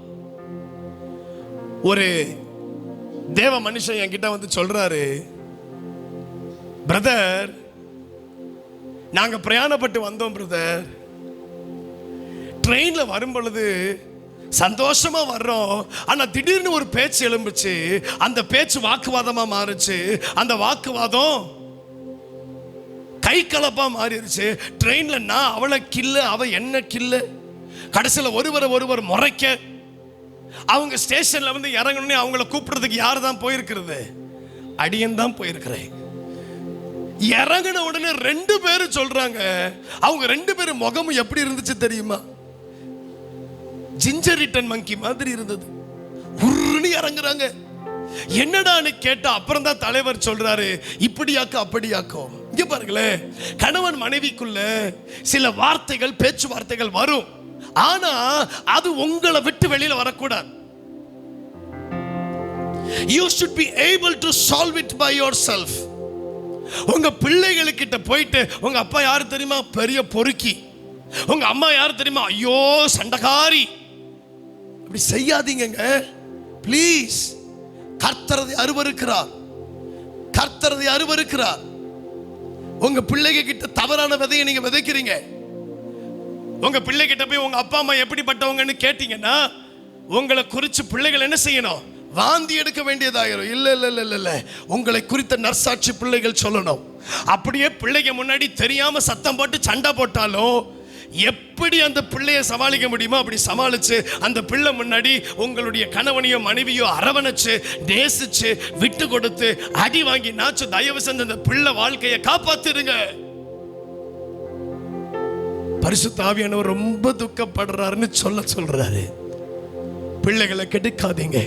கர்த்தர் இணைத்த குடும்பம், கர்த்தர் இணைத்த குடும்பம். நான் தீர்க்கமா சொல்றேன், இங்க இருக்கிற சில குடும்பம் சமாதானம் இல்லாமையில மூழ்கி இருக்கிறீங்க, சண்டையில மூழ்கி இருக்கிறீங்க, புரிந்து கொள்ளாமையில மூழ்கி இருக்கிறீங்க. misunderstanding has drowned you inside. கேட்கிற திறன் இல்லாம மூழ்கி போயிருக்கிறீங்க. விட்டு கொடுக்காத தன்மையில மூழ்கி போயிருக்கிறீங்க. as a man of God, கர்த்தருடைய ஊழியக்காரனா நான் சொல்லுகிறேன், இன்றைக்கு நீங்கள் உங்கள் இருதயத்தை திறப்பீர்கள் என்றால் குடும்பத்தில் நடக்கிற இப்படிப்பட்ட பிரச்சனைகளிலிருந்து கர்த்தர் உங்களுக்கு விடுதலை கொடுத்து மூழ்கி போனவங்க வாழ்க்கையின் சமாதானம், மூழ்கி போனவங்க குடும்பத்தின் நிம்மதி, மூழ்கி போனவங்க குடும்பத்தின் நினைவு, மூழ்கி போனவங்க குடும்பத்தின் வாழ்க்கை இயேசு கிறிஸ்துவின் நாமத்தில் இன்றைக்கு அற்புதமாய் கர்த்தர் மிதக்க பண்ணுவார். அந்த குடும்பத்திற்கு விரோதமாய் கிரியை செய்கிற எல்லா பொல்லாத ஆவிகள் இயேசு கிறிஸ்துவின் நாமத்தில் இப்பொழுதே உன் விரலை எடு. ஆமென். ஆண்டவர் உங்களை இணைச்சது நீங்க அற்புதமா வாழணுன்றதுக்காக தாங்க, அற்புதமா வாழணுன்றதுக்காக தான். குடும்பத்தை பிரிக்க நினைப்பது பிசாசினுடைய திட்டம். நீங்க எதை வாங்கினீர்களோ அதை கர்த்தர் கொடுக்க செய்வார். நீங்க எதை இரவல வாங்கி இருக்கிறீங்க? கடனை வாங்கிட்டு அடைக்க முடியாத நிலைமையில இருக்கிறீங்களா? பினான்சியலா டைட். ஏன்? நான் வாங்கின கடன். Something I borrowed from somebody but I could not return it back. இயேசு கிறிஸ்துவின் நாமத்தில் நான் சொல்லுகிறேன், கர்த்தருடைய ஆவியானவர் உணர்த்துகிறதை சொல்லுகிறேன். நீங்கள் எவைகளை வாங்கினீர்களோ அவைகளை பிசாசு மூழ்கடிக்க பாப்பா. உங்கள் கை சோர்ந்து போய் அது மூழ்கி போகலாம், அல்லது பிடித்த கைப்பிடியிலிருந்து உருவி போய் அது விழுகலாம். ஆனால் கர்த்தர் அதை அற்புதமாய் மீண்டும் மிதக்க பண்ண போகிறார், மீண்டும் மிதக்க பண்ண போகிறார், மீண்டும் மிதக்க பண்ண போகிறார். நம்புறவங்க ஐயோ ஒரு ஆமென் சொல்ல மாட்டீங்களா?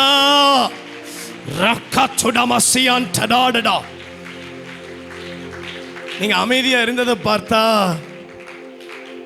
யாருமே கடன் இல்லாம இருக்கிறீங்கன்னு நினைக்கிறேன். ரொம்ப சந்தோஷம். எனக்கு கடனே இல்லைன்னு சொல்றவங்க கை உயர்த்தி காண்பீங்க. பாத்தீங்களா? ஒரு 5-6 கை உயருது. அப்ப மற்றவங்க எல்லாம் நீங்க ஒரு ஆமென் சொல்லிருக்க வேண்டாமா?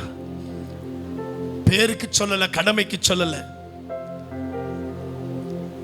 கர்த்தர் சொன்னதை செய்கிற தேவன். அவர் சொன்னதை செய்யும் அளவு கைவிடாத கர்த்தர். அவர் பொய் சொல்ல மனுஷன் அல்லங்க. அவர் சொன்னதை நிச்சயம் செய்து முடிப்பார். Amen. What you bought will be given back. What you borrowed will be given back. 2 ராஜாக்கள் 4ஆம் அதிகாரத்தில் தீர்க்கதரிசி எலிசா சொல்றாரு, போய் பக்கத்து வீட்டில் இருக்கிற பாத்திரங்களை வாங்கு, உன் கதவை பூட்டு, எண்ணெயை ஊற்று.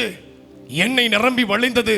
அவள் ஜீவனம் அணினால் மீண்டும் போய் எந்த வீட்டிலெல்லாம் இரவலா வாங்கினாலோ அதே வீட்டு கதவை தட்டி அந்த பாத்திரத்தை கொடுக்கும் பொழுது இவர்கள் ஒருவேளை நினைச்சிருப்பாங்க, இந்த பாத்திரத்துல என்ன அடையாளம் இருந்திருக்கும்? தண்ணி அடையாளம் இருந்திருக்கலாம், இல்லாட்டி இந்த பாத்திரத்துல மண்ணு அடையாளம் இருந்திருக்கலாம், இல்லாட்டி இந்த பாத்திரத்துல வேற ஏதாச்சும் அடையாளமா இருந்திருக்கலாம். ஆனா பாத்திரம் கொடுத்தவங்க பாத்திரத்தை வாங்கி பார்த்தா உள்ள தொட்டு பார்க்கறாங்க, என்ன இருந்துச்சு? எண்ணெய் இருந்தது. அக்காலத்தில் விலையேற பெற்றது என்ன தெரியுமா? பஞ்ச காலத்துல எது ரொம்ப ரேர் தெரியுமா? பஞ்ச காலத்துல கிடைக்காதது எண்ணெய். பஞ்ச காலத்துல எது கிடைக்காதா? எண்ணெய் அதிகமாக கிடைக்காது, கோதுமை அதிகமாக கிடைக்காது. அந்த ரெண்டையும் கர்த்தர் பழுகி பெருக பண்ணினார். பாத்திரத்தை வாங்கினவங்க தொட்டு பார்க்கறாங்க, எண்ணெய் படிவம் இருந்தது. புரிந்து கொண்டார்கள், இவள் இரவலாக வாங்கினது சாதாரண விஷயம் அல்ல. இவள் கையில் என் பாத்திரத்தை கொடுத்தது நல்லது, இவள் கையில் என் பாத்திரத்தை கொடுத்தது நல்லது. சில பேர் சொல்ல போறாங்க, நான் இவளுக்கு கொடுத்த கடன் நல்லதப்பா, திருப்பி கொடுத்து விட்டாளே, திருப்பி கொடுத்தார்களே. திருப்பி கொடுக்க செய்கிற கர்த்தர். ஆமென். நான் அனுப்பின வெட்டுக்கிளி, பச்சை கிளி, முசுக்கட்டை பூச்சி, பச்சை புழு பட்சித்த வருஷத்தின் பலனை திரும்பவும் உங்களுக்கு அளிப்பேன் என்று யோவேல் 2ஆம் அதிகாரம் 25வது வசனத்தின்படியே கர்த்தர் உங்களுக்கு திரும்ப கொடுப்பாராக. ஒரு ஆமென். சரி, இந்த கோடரி என்ன? முதல்ல என்ன பார்த்தோம்? இரவலுக்கு வாங்கப்பட்டது. 2வது அது வெட்டும் கருவி. சொல்லுங்க சொல்லுங்க. கர்த்தர் உங்களை நம்பி என்ன கொடுக்கிறார் தெரியுமா? சில தேவையில்லாத மரங்களை வெட்டுவதற்கும், தேவையில்லாத உறவுகளை வெட்டுவதற்கும், தேவையில்லாத நட்பை வெட்டுவதற்கும், தேவையில்லாத பழக்கங்களை வெட்டுவதற்கும், அனுமதியின்றி உள்ளே நுழைந்த அமலேக்கியனுடைய ராஜாவாகிய ஆகாகை துண்டிப்பதற்கும், காத் ஊரானாகிய பெலிஸ்தியன் இனி சத்தம் போட்டு கத்தாதபடிக்கு தாவீது அவன் பட்டயத்தை வைத்து அவன் தலையை துண்டிப்பதற்கும் கர்த்தர் உங்களை நம்பி கையில கோடரியை கொடுத்திருக்கிறார். அந்த கோடரியை நீங்க பயன்படுத்த கூடாது, நீங்க வெட்டிடக்கூடாது அப்படின்ற ஒரு தீர்மானத்தோட தான் பிசாசு என்ன பண்ணா, அந்த கோடரியை தண்ணிக்குள்ள வெள வைத்தா. ஆனால் கர்த்தருடைய ஆவியானவர், கர்த்தருடைய தீர்க்கதரிசி என்ன செய்தாரு தெரியுமா? அந்த கோடரியை மிதக்க பண்ணினார். உங்களை நம்பி கர்த்தர் கொடுத்திருக்கிற பொறுப்புல ஒரு பொறுப்பு என்ன தெரியுமா? தேவையில்லாத வெட்டு. பக்கத்துல பார்த்து சொல்லுங்க, பக்கத்துல பார்த்து சொல்லுங்க, உனக்கு வேண்டாததை வெட்டி அதை விட்டு தூக்கி எறி. ஆமென். வெட்டி இல்லாட்டி உனக்கு விழு ஒரு கொட்டுன்னு சொல்லிடுங்க. ஆமா, வெட்டு இல்லாட்டி ஆசீர்வாதம் கட்டு. வெட்ட வேண்டியதை வெட்டணும், விட வேண்டியதை விடணும். அதுக்குள்ள ஆழமா போக எனக்கு விருப்பம் இல்லை. ஆனா இயேசு கிறிஸ்துவின் நாமத்தில் சொல்லுகிறேன், இன்றைக்கு நீங்கள் அவைகளை வெட்டுவதற்காக தான் கர்த்தர் அழைத்து வந்திருக்கிறார். அதனாலதான் 2 ராஜாக்கள் 6ஆம் அதிகாரத்தை பேச சொல்றாரு. உங்க கையில கோடரியை கர்த்தர் கொடுத்திருக்கிறார். எல்லாரும் தூக்கி காண்பீங்க, கையை தூக்குங்க, கையை தூக்கி சொல்லுங்க, என் கையில கர்த்தர் கொடுத்த கோடரி. சத்தம் வரமாட்டேங்குது. என் கையில் கர்த்தர் கொடுத்த கோடரி. சொல்லுங்க, இதை நான் இரவலா வாங்கினேன், இதை வெட்டுவதற்கு வாங்கினேன். அது மூழ்கி போனது, என் அழைப்பு மூழ்கி போனது, என் திட்டம் மூழ்கி போனது, என் நோக்கம் மூழ்கி போனது. ஆனால் கர்த்தர் அதை விடாமல் மீண்டும் என்னை மிதக்க பண்ணி, மீண்டும் என் அழைப்பை வெளியே கொண்டு வந்து, மீண்டும் என் வல்லமையை வெளியே கொண்டு வருகிறார். மீண்டும் எனக்குள்ள இருந்த அபிஷேகம், எனக்குள்ள இருந்த வல்லமை, ஓ ரப்பா காட்டா கபனப ரகதனபடனபட, சில மறைந்திருக்கிற வல்லமைகள் வெளிப்படுவதாக. உங்களுக்குள்ள இருந்த அந்த ஆதி காலத்து அபிஷேகம், ஆதி காலத்து அபிஷேகம், ஆதி காலத்து அபிஷேகம் வெளியே வருவதாக. இனி உங்களை அடக்க முடியாது. இனி பிசாசானவன் உங்களை அடக்க முடியாது. நீதிமொழிகள் 14:4 கர்த்தர் ஞாபகப்படுத்துகிறார். எருதுகள் இல்லாத இடத்தில் களஞ்சிய வலிமையா இருக்கும், காளைகளின் வரத்தினாலும் மிகுந்த, காளைகளின் பலத்தினாலும் மிகுந்த வரத்துண்டு. அடக்க முடியாத ஒரு பலன், ஒரு விசேஷித்த வல்லமை. பாஸ்டர், இந்த ஆண்டு எனக்கு ஆவியானவர் உணர்த்துறாரு. குடும்பம்ன்ற தலைப்பு இருக்கிறதுனால குடும்பங்கள்ல ஹோலி ஸ்பிரிட்டினுடைய போர் அவுட் பயங்கரமா இருக்க போகுது. இந்த ஆண்டு கர்த்தர் உங்களை ஏவினால் அபிஷேகத்திலும் வல்லமையிலும் மீண்டும் மீண்டும் இழந்து போன, மூழ்கி போன அந்த கோடரி என்ற அழைப்பு, கோடரி என்ற மகிமை, கோடரி என்ற அபிஷேகம், கோடரி என்ற வல்லமையை கர்த்தர் மீண்டும் உங்கள் கைகளிலே இந்த ஆண்டு கொடுக்க விரும்புகிறார். இந்த வருஷம் கொடுக்க விரும்புகிறார். இந்த மாதம் கொடுக்க விரும்புகிறார். கொடுக்க விரும்புகிறார். நிச்சயம் கொடுப்பார்.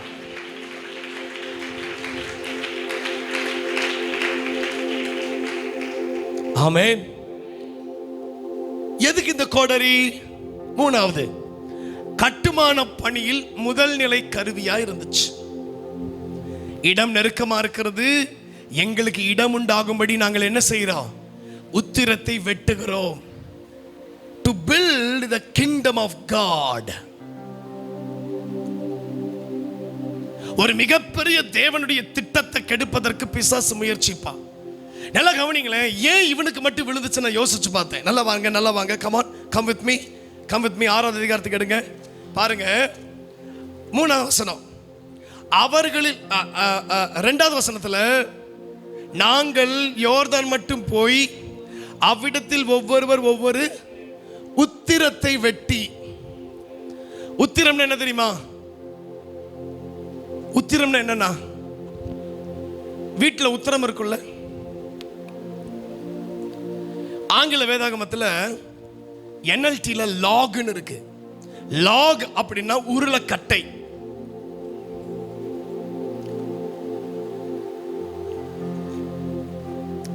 கிங்ஸ் ஜேம்ஸ் வெர்ஷன் NKJVல பீம்னு இருக்கு, அதுதான் உத்திரம். இன்டர்நேஷனல் ஸ்டாண்டர்ட் வெர்ஷன் இல்லாட்டி இங்கிலீஷ் ஸ்டாண்டர்ட் வெர்ஷனோட ஃபுட் நோட்ல ராஃப்டர்னு இருக்கு. ராஃப்டர் அப்படின்னா இந்த உத்திரம் இருக்கு பாத்தீங்களா, முழு கட்டடத்தையும் தாங்குகிற உத்திரம் இருக்குல்ல, அந்த உத்திரம் கீழே விழாதபடிக்கு அந்த மூளையில அடிக்கிற ஆங்கிள் கட்டை தான் ராஃப்டர்ஸ். தீர்க்கதரிசிகளுடைய புத்திரர் யோர்தானுக்கு எதுக்கு போறாங்க? மரத்தை வெட்ட அல்ல. நல்லா கவனிங்க, நான் கிளியரா சொல்லிடுறேன். அவர்கள் உத்திரத்தை வெட்ட. அதாவது யோர்தான் நதியில என்ன பண்ணுவாங்கன்னா, யோர்தான் நதி மேல் தொடங்கி கீழ் நோக்கி போகும். பெரிய பெரிய மர உருளைகளையும் கட்டைகளையும் வெட்டி அந்த தண்ணியில போடும் பொழுது அந்த தண்ணி என்ன செய்யும்னா அந்த கட்டைகளை கீழ் தேசத்திற்கு கொண்டுட்டு போகும். கீழ் தேசத்துல தான் ராஜாக்களும் அவர்களுடைய அரசாட்சியும் இருக்கிற இடம். அந்த இடத்துல அவர்கள் கட்டையை எடுத்துக்கொள்வார்கள். இந்த இடத்துல தீர்க்கதரிசிகளுடைய புத்திரர்கள் கட்டைகளையும் உத்திரத்தையும் எடுத்துக்கொள்வதற்கு அவர்களுக்கு அனுமதி கொடுக்கப்பட்டிருந்தது அந்த நாட்களில். அது எலிசா தீர்க்கதரிசினா கேட்க வேண்டியதே இல்லை, அவர்கள் எடுத்துக்கொள்ளலாம். அப்படி ஒரு உத்திரத்தை எடுக்கும் பொழுது, லாக்னா என்ன தெரியுமா? கட்டை, அழைப்பை குறிக்கிறது. பீம்னா என்ன தெரியுமா? டாக்ட்ரின், உபதேசத்தையும் டிசைபிள்ஷிப் சீஷத்துவத்தையும் குறிக்கிறது. ராஃப்டர் ஆங்கிள் இருக்கு பாத்தீங்களா, அது தேவனுடைய பாதுகாப்பையும் தலைமைத்துவத்தையும் குறிக்கிறது.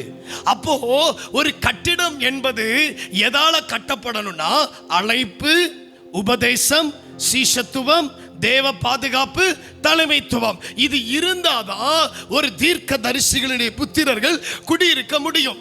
இன்னைக்கு சபை எதுல கட்டப்படணும்? ஆண்டவர் ஏன் உங்களுக்கு கோடரியை கொடுத்திருக்கிறாரு?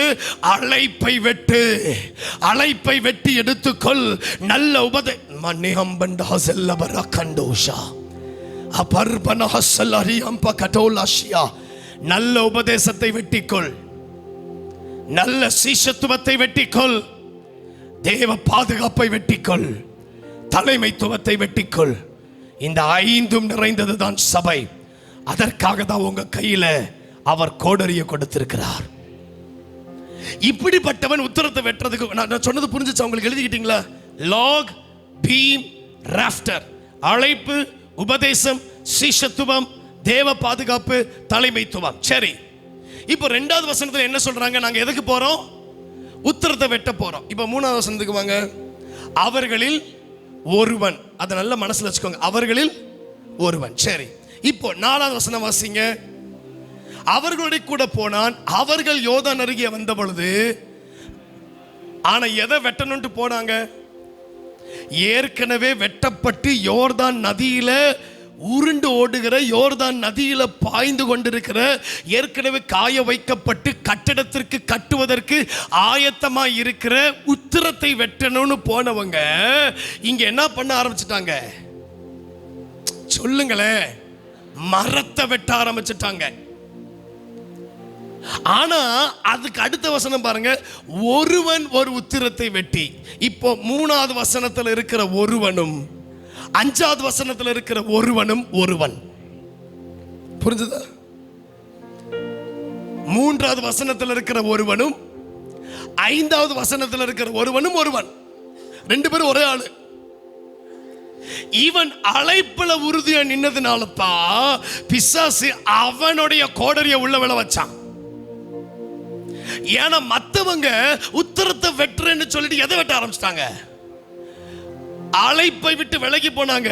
ஆண்டவர் என்ன தீர்மானிச்சார்னா, ஏற்கனவே வெட்டப்பட்டதும் கட்டுவதற்கு ஆயத்தமாக இருக்கிற சில உச்சிதமான வல்லமைகளை இந்த சபைக்கு நான் கொடுக்கிறேன். அதனால கோடரியை எடுத்துட்டு போய் யோர்தான் நதியில ஓடுற ஒரு உத்தரத்தை வெளியில எடு, அதை வெட்டு, அதற்கு நீ கட்டுமானத்தை கட்டு, சீக்கிரமாய் துரிதமாய் அதை செய்ய வேண்டும் என்று கர்த்தர் நினைச்சா, அங்க போன உடனே யோர்தான் நதியை பார்த்த உடனே இவங்களுக்கு பயம் உண்டாயிற்று.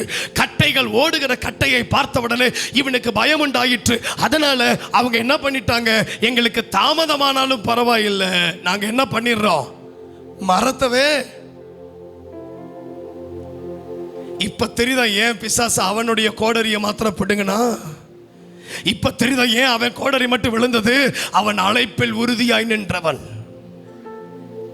நான் சொல்றது எத்தனை பேருக்கு புரியுது? வண்டர்ஃபுல். 2வது ஏன் தெரியுமா அவன் கோடரி மட்டும் விழுந்துச்சு? எல்லாரும் சுலபமான வேலையை மரத்தை வெட்டும் பொழுது இவன் மாத்திரம் ஓடுகிற நதியில் இருக்கிற கட்டையை வெளியில் எடுக்கிறான். ஏற்கனவே வெட்டப்பட்ட ஒரு உத்திரம். நான் நேற்று ஆராய்ந்து பார்த்தேன். ஒரு உத்திரத்தினுடைய வெயிட் எவ்வளவு இருக்குன்னு பார்த்தா, ஒரு உத்திரத்தினுடைய வெயிட் மாத்திரம் சுமார் 120 கிலோ குறைந்தது.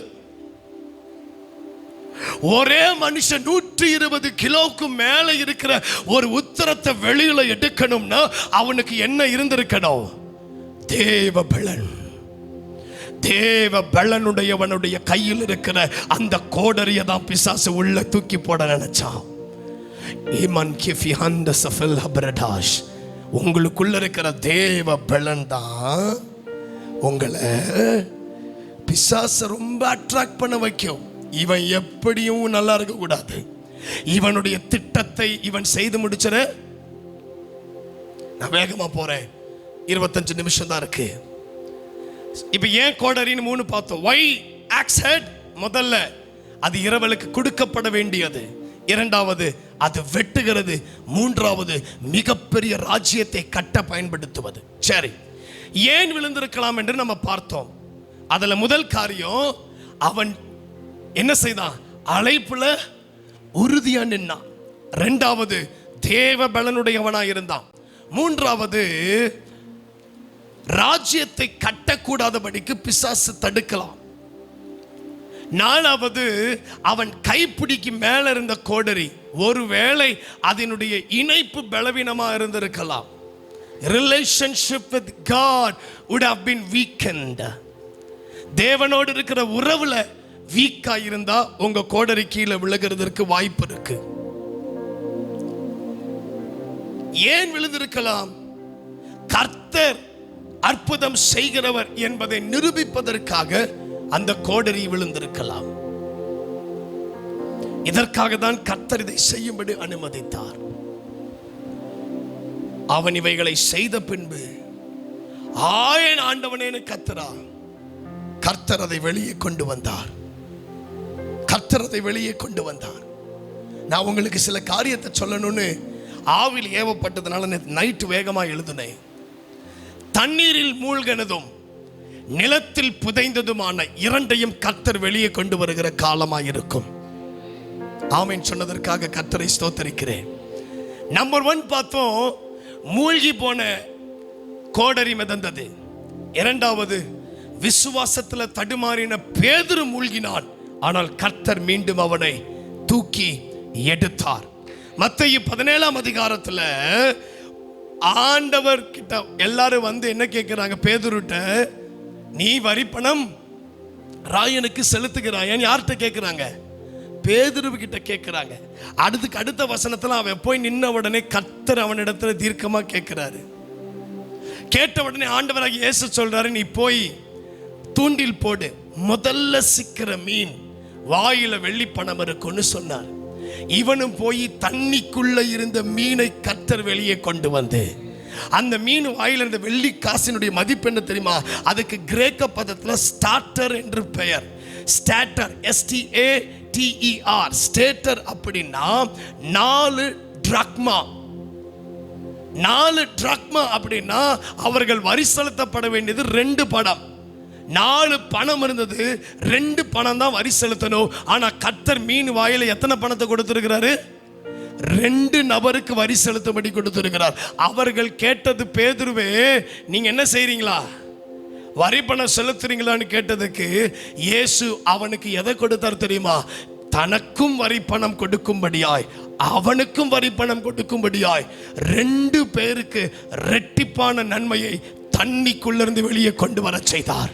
இன்றைக்கு இயேசுவின் நாமத்தில், இயேசு கிறிஸ்துவின் நாமத்தில் உள்ளே மறைந்திருந்த அந்த வெள்ளி பணம், நீங்கள் செலுத்த வேண்டிய, கொடுக்க வேண்டிய, எல்லாம் தீர்க்க வேண்டிய, அடைக்க வேண்டிய சில பணங்கள் வெளியே வரட்டும். ஆமென். நான் சொன்னது தெளிவா புரிஞ்சுக்கோங்க. கொடுக்கப்பட வேண்டிய பணம் வெளியே வரணும். பாஸ்டர் ப்ராஸ்பரிட்டி பிரீச்சிங் பண்ணிட்டாருன்னு போய் சொல்லிடப்படாது. பார்த்தீங்களா? ப்ராஸ்பரிட்டி அவசியம்தான், கர்த்தர் ஆசீர்வதிக்கிற தேவன். ஆனால் அது நாங்கள் சொல்லி தான் ஆசீர்வதிப்பார்னு இல்லை. சாலமோன் ஞானம் கேட்டான், கர்த்தர் ஞானத்தோட சேர்த்து ஆசீர்வாதத்தையும் கொடுத்தார். நீங்க கர்த்தருக்கு பிரியமானதை கேட்டா அவருக்கு பிரியமானது உங்களுக்கு தேவையானதை கர்த்தர் கொடுப்பார். அவருக்கு பிரியமானதை கேட்டால் உங்களுக்கு தேவையானதை நீங்கள் கொடுக்க வேண்டிய வரி பணம் கிடைக்கும். எங்களுக்கே கொடுக்க வேண்டியது ஒருவர் ப்ராமிஸ் பண்ணி கொடுக்கிறேன்னு ப்ராமிஸ் பண்ணி சில சூழ்நிலைகள் நிமித்தம் அவரால் கொடுக்க முடியல. அவங்க ப்ராமிஸ் பண்ணி சொன்னதுனால நாங்களும் நம்பி அதை செய்தோம். இப்போ அவரால் கொடுக்க முடியல, பலவீனம், படுத்த படுக்கையாகிவிட்டார். நாங்க ஒரு தடவை கூட போய் அந்த நபர்கிட்ட நின்று நீங்க சொன்னதை செய்யலையே, இத்தனை நாள் ஆயிருச்சு. எத்தனை நாள் ஆச்சு தெரியுமா? கிட்டத்தட்ட 1 வருடம் 1 மாதம் 13 மாதங்கள் ஆகிவிட்டது. அவர் செய்கிறேன் என்று சொன்னதை செய்ய முடியாத நிலைமைக்கு தள்ளப்பட்டார். அப்பப்ப அவங்களே கூப்பிட்டு கொஞ்சம் கொடுப்பாங்க. ஆனா ஒரு நாளும் நானும் என் மனைவியும் போய் நீங்க கொடுக்குறேன்னு சொன்னீங்களே ஏன் கொடுக்கலன்னு கேட்கல. ஏன்னா எங்களுக்கு தெரியும் அவர் உள்ளத்திலே அந்த திட்டத்தை போட்டது கர்த்தர். நாங்க போய் வாலண்டியரை கேட்கல. கர்த்தரே அந்த திட்டத்தை போட்டதுனால கர்த்தரே அதை ஆச்சரியமா நடத்துவார். எங்க கிட்ட இதுவரைக்கும் யாரு வந்து எங்க அந்த பணம் ஏன் இன்னும் இவ்வளவு கொடுக்கல, அது உடனே எனக்கு கொடுன்னு கர்த்தர் கேட்க அனுமதிக்கவே இல்லை. ஏன்? என் நம்பிக்கை எல்லாம் வேற. இந்த திட்டத்தை கொடுத்தது கர்த்தர். அவரே முன் வந்து உதவி செய்யும்படி கர்த்தர் செய்தார். அவர் கொடுக்கலன்னா எனக்கு யாரு தான் கொடுக்கணும்? கர்த்தர் தான் கொடுக்கணும். கர்த்தர் மேல பாரத்தை வச்சாச்சு. அவர் நடத்திக்கிட்டு இருக்கிறார். அவர் நடத்துவார், அற்புதமாய் நடத்துவார். ஆமென். யோனா வழி மாறி போனா, யோனா வழி மாறி போனா, மீன் வந்துச்சு, விழுந்தான் தானா, அது தண்ணிக்குள்ள போயிட்டான். கரெக்டான நேரத்தில் கக்க வேண்டிய இடத்துல போய் கர்த்தர் அவனை வெளியே கொண்டு வந்தார். சில நேரத்தில் மீன் வாயில குதிம்பாரு, குதிச்சிடணும். ஏன்னா நீங்க தானே வேணும்னே தர்ஷீஷுக்கு போனீங்க, இனிவேக்கு போகாம. ஆனா தண்ணிக்குள்ள போனது அவன் உண்மைதான். தண்ணிக்குள்ள 3 நாள் கர்த்தர் பாதுகாத்தான். ஆனா வெளியே வரும்பொழுது அவன் போக வேண்டிய இடத்தில் போய் சேர்ந்தான். இன்னைக்கு ஆண்டவர் உங்களை வெளியில கொண்டு வருவார். ஆனா நீங்க எந்த இடத்துல வெளியில வரணுமோ அந்த இடத்துல தான் வெளியில கொண்டு வருவார். நீங்க இன்னும் எனக்கு உயர்வு வரல, இன்னும் என் பேரு பெருமைப்படலை, இன்னும் கர்த்தர் என்னை வெளியில கொண்டு வரல, அந்த இடத்துக்கு போனாதான் உங்களை யாருன்னே ஆண்டவர் காண்பிப்பார். இன்ன வரைக்கும் நாங்க ஒரு இடத்துல இருக்கிறோம், கர்த்தர் எங்களுக்கு வாக்குத்தத்தம் பண்ணியிருக்கிறார், நான் வெளியில கூட்டிட்டு போவேன். வெளியில கூட்டிட்டு போற வரைக்கும் எனக்கு என்ன இல்லை, என்னை குறிச்சு ஆண்டவர் யார்ட்டையும் சொல்ல மாட்டார். இப்படியே ஒவ்வொரு ஊழியமா ஒவ்வொரு ஊரா போயிட்டு கர்த்தருக்கு முன்பாக அவருக்கு பயந்து ஊழியம் பண்ணிட்டு போய்கிட்டு இருக்க வேண்டியது. ஒரு காலம் வரும், எனக்கு நல்லா தெரியும், கர்த்தர் என்னை வெளியே கொண்டுட்டு போவார். என்னையும் என் மனைவி என் பிள்ளைகளை வெளியே ஒரு இடத்துல நாட்டுவார். வெளியில ஒரு பட்டணத்திலே ஒரு தேசத்திற்கு அதிகாரியா என்ன வைப்பார். அப்பொழுது நான் யார் என்பதை கர்த்தர் தேசத்திற்கு காண்பிப்பார். ஐயா, அது வரைக்கும் அவருடைய பலத்த கரத்தில் அடங்கி நான் காத்திருப்பேன். இவைகள் எல்லாம் தண்ணீரிலிருந்து வெளியே வந்தவை, நிலத்திலிருந்து வெளியே வந்தவை. விதை 2 ராஜாக்கள் 13ஆம் அதிகாரம் 21வது வசனத்துல மரித்து போன எலிசாவின் எலும்புகள் பட்டு உள்ள போனவன அடுத்த செகண்ட் வெளியில கொண்டு வந்தார் ஆண்டவர். யோவான் 11ல கல்லறைக்குள்ள இருந்து 4 நாளுக்கு அப்புறம் வெளியே கொண்டு வந்தார் லாசருவை. எரேமியா 38வது அதிகாரத்துல உள்ள அமிழ்ந்து போன எரேமியாவை மீண்டும் கர்த்தர் வெளியே கொண்டு வந்தார். சொல்றதற்கு நேரம் இல்லை, வாசிக்கணும்னு விருப்பம், நேரம் இல்லை. ஆனா வீட்டில் போய் 38, 4, 12, 13 வாசிச்சு பாருங்க. அவனை எரேமியாவை போட்ட இடம் 4 விதமா விவரிக்கப்படுகிறது. 1, நோ வாட்டர், அப்படின்னா நோ ரெஃப்ரெஷ்மெண்ட், அங்க தண்ணி இல்லை. 2வது அது சேர், களிமண், நோ ஸ்டெபிலிட்டி. 3வது அது இருட்டான இடம், நோ விசிபிலிட்டி. 4வது அவன் தனிமையா இருந்தான், நோ ஃபெல்லோஷிப். இப்படிப்பட்ட இடத்துல இருந்தவனை கர்த்தர் தூக்கி எடுத்தார். நீங்க அப்படிப்பட்ட இடத்துல இருக்கிறீங்களா? தூக்கி எடுப்பார். யோசேப்பு குழிக்குள்ள போட்டது உண்மைதான். ஆனா ஆதியாகமம் 37:28 கர்த்தர் அவனை வெளியே கொண்டு வந்தார். ஒரே ஒரு ஆமென் சொல்லுங்களேன். வேகமா அவன் என்ன காரியத்தை செய்ததினால் அந்த கோடரி மிதந்தது. கர்த்தர் உங்களை வெளியே கொண்டு வரணும்னா, கர்த்தர் உங்களை வெளியே கொண்டு வந்து பயன்படுத்தணும்னா, உங்க தலையை பெருமைப்படுத்தணும், நம்ம செய்ய வேண்டிய காரியம் ஒரு RNC அப்படின்னு பேச போறேன். RNC அந்த ஆறு என்னன்னு முதல்ல சொல்லிடுறேன். You need companion. Number 2, you need cry. Number 3, you need clarity. Number 4, you need concern. Number 5, you need confession. Number 6, you need clutch. முதலாவது you need companion. என்ன? 6வது அதிகாரம் 3வது வசனத்துல அவன் போகும் பொழுது, நீர் தயவாய் உமது அடியாரோட கூட வாரும். எங்க போனாலும் கர்த்தரை கூட்டிட்டு போங்க. ரொம்ப சுருக்கமா சொல்லி முடிச்சிடுறேன். சங்கீதக்காரன் 16:8 என்ன சொல்றாரு? கர்த்தரை எப்பொழுதும் எனக்கு முன்பாக வைத்திருக்கிறேன், அவர் என் வலது பார்சத்தில் இருக்கிறபடி நான் அசைக்கப்படுவதில்லை. I'll make it very simple. Wherever you go, invite Jesus. எங்க போனாலும் இயேசுவை கூட்டிட்டு போங்க. எது பண்ணாலும் கர்த்தரிடத்துல சொல்லுங்க. எப்பொழுதும் அவரை உங்களுக்கு முன்பாக வைங்க. He needed a companion. அவன் தனியா போயிருக்கலாம், ஆனா எலிசாவை போய் இன்வைட் பண்றான். நீங்களும் தயவு செஞ்சு. இரண்டாவது, he need a cry. 5வது வசனத்துல தண்ணிக்குள்ள விழுந்த உடனே ஐயோ என் ஆண்டவனேன்னு கூப்பிட்டான். நீங்க செய்ய வேண்டியது என்ன தெரியுமா? எந்த சூழ்நிலையிலும் கர்த்தரை கூப்பிடுங்க. சங்கீதம் 91:15, எரேமியா 33:3, சங்கீதம் 50:15, யோவேல் 2:32, 1 கொரிந்தியர் 1:2, அப்போஸ்தலர் 7:5-9, அப்போஸ்தலர் 22:16. வேகமாய் சொன்னதுக்கு மன்னிச்சுக்கோங்க. ஆனா இப்படிப்பட்ட வசனங்கள் எதை ஆதாரப்படுத்துது தெரியுமா? கர்த்தரை நோக்கி கூப்பிடு, கர்த்தரை நோக்கி கூப்பிடு, அவரை நோக்கி கூப்பிடு. He called his leader. முதல்ல need companion, இரண்டாவது need cry or call, மூணாவது need clarity. 5வது வசனத்தை சொல்றான், இதை நான் இரவலாக வாங்கினேன். உங்களுக்கு என்னைக்குமே கிறிஸ்தவ ஜீவியத்தில் ஒரு தெளிவு இருக்கணும், கிளாரிட்டி இருக்கணும். என்ன தெளிவு? நான் கிரயத்திற்கு கொல்லப்பட்டேன். 1 கொரிந்தியர் 6:20 படி, எபிரேயர் 2:4 படி, பெரிதான ரட்சிப்பை குறித்து நான் கவலையற்றவனாய் இருக்கக்கூடாது. சங்கீதம் 116:12 படி, இந்த ரட்சிப்பு விலையேறப்பெற்ற ரட்சிப்புன்ற ஒரு கிளாரிட்டி இருக்கணும். பாவியா இருந்த என்ன ஒரு மிகப்பெரிய ஊழியத்தின் சாவியா மாத்தினார் என்ற கிளாரிட்டி இருக்கணும். பாவியா இருந்த என்ன அவருடைய ஆவிய ஊற்றி என்ன சாவியா மாத்தினாரே, தம் உயிரை தாவி எனக்கு கொடுத்தார் என்ற கிளாரிட்டி இருக்கணும். 4வது, you need concern. ஒரு தேவ கவலை. கன்சர்ன் அப்படின்னா அதன் மேல ஒரு கரிசனை. என்ன? அவன் வாங்கப்பட்டதே அவனுக்கு தெரியும், நான் அதை வாங்கி இருக்கிறேன். எதன் மேல உங்களுக்கு கன்சர்ன் இருக்கணும் தெரியுமா? ஒரு 5P சொல்றேன் பாருங்க, வேகம் எழுதிருக்காங்க. Concern for presence. நான் தேவ சமூகத்துல தான் இருக்கிறேன்ற ஒரு கரிசனை உங்களுக்கு எப்பொழுது இருக்கணும். கன்சர்ன் ஃபார் பர்பஸ், தேவ திட்டத்துல தான் வாழ்றேனான்ற ஒரு கரிசனை இருக்கணும். கன்சர்ன் ஃபார் பிரீசெப்ட், கர்த்தருடைய கட்டளைக்கு கீழ்ப்படுகிறனா, பிரீசெப்ட், PRECEPT. கன்சர்ன் ஃபார் ஹிஸ் பாத், அவர் நடத்துற வழியில தான் நடக்கிறனா. கன்சர்ன் ஃபார் பிளான், தேவ சித்தத்துல தான் வாழ்றனா.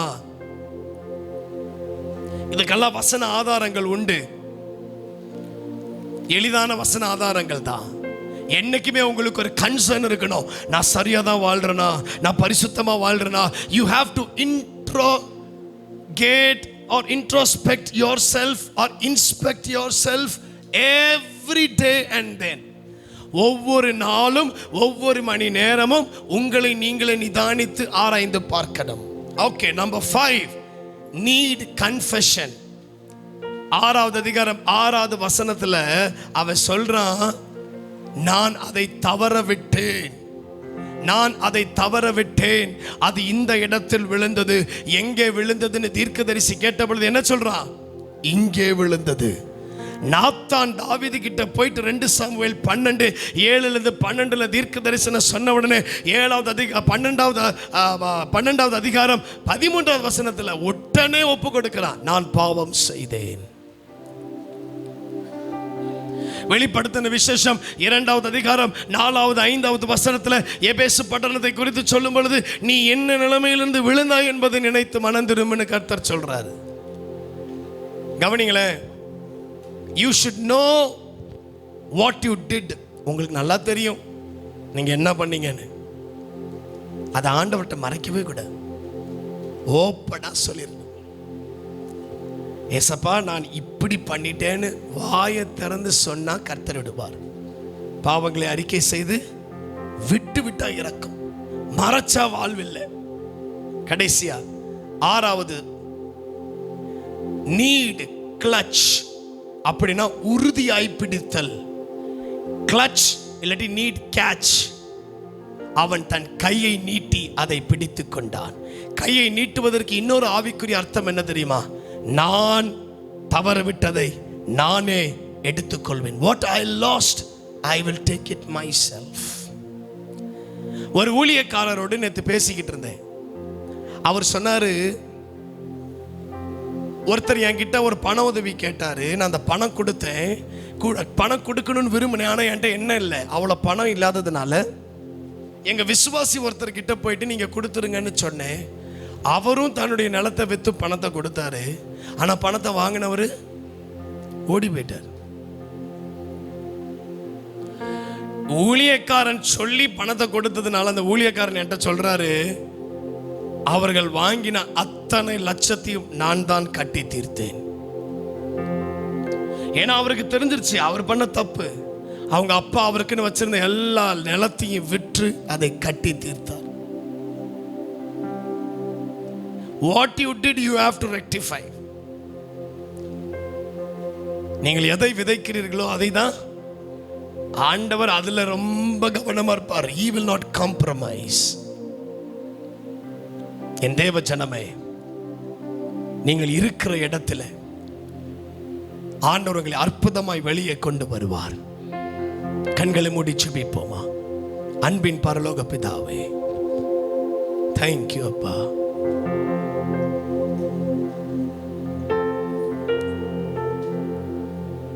மன்ஹபி அம்ரதோஷ், தேங்க்யூ அப்பா.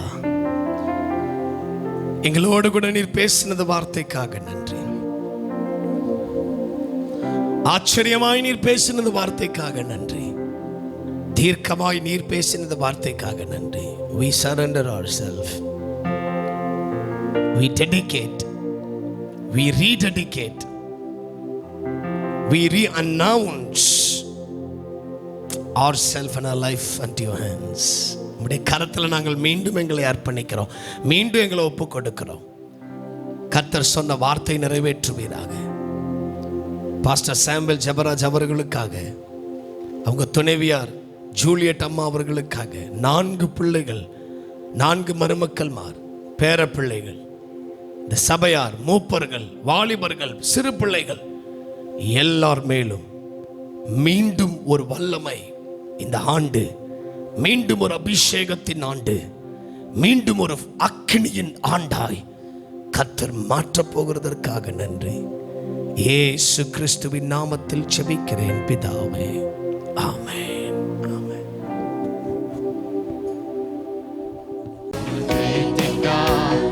பாதாளத்தை அவர் வென்றிட்டார், அவர் நாமத்தை உயர்த்துவோம், துதிகளை செலுத்துவோம், அவர் நாமத்தை உயர்த்துவோம், துதிகளை செலுத்துவோம். வெற்றி சிறக்க செய்திடும் இயேசு என் தலையை உயர்த்திடுவார். வெற்றி சிறக்க செய்திடும் இயேசு என் தலையை உயர்த்திடுவார். அவரை அறியும் அறிவின் வாசனையை என்னை கொண்டு வெளிப்படுத்துவார். அவரை அறியும் அறிவின் வாசனையை என்னை கொண்டு வெளிப்படுத்துவார். வெட்கப்பட்ட தேசத்திலே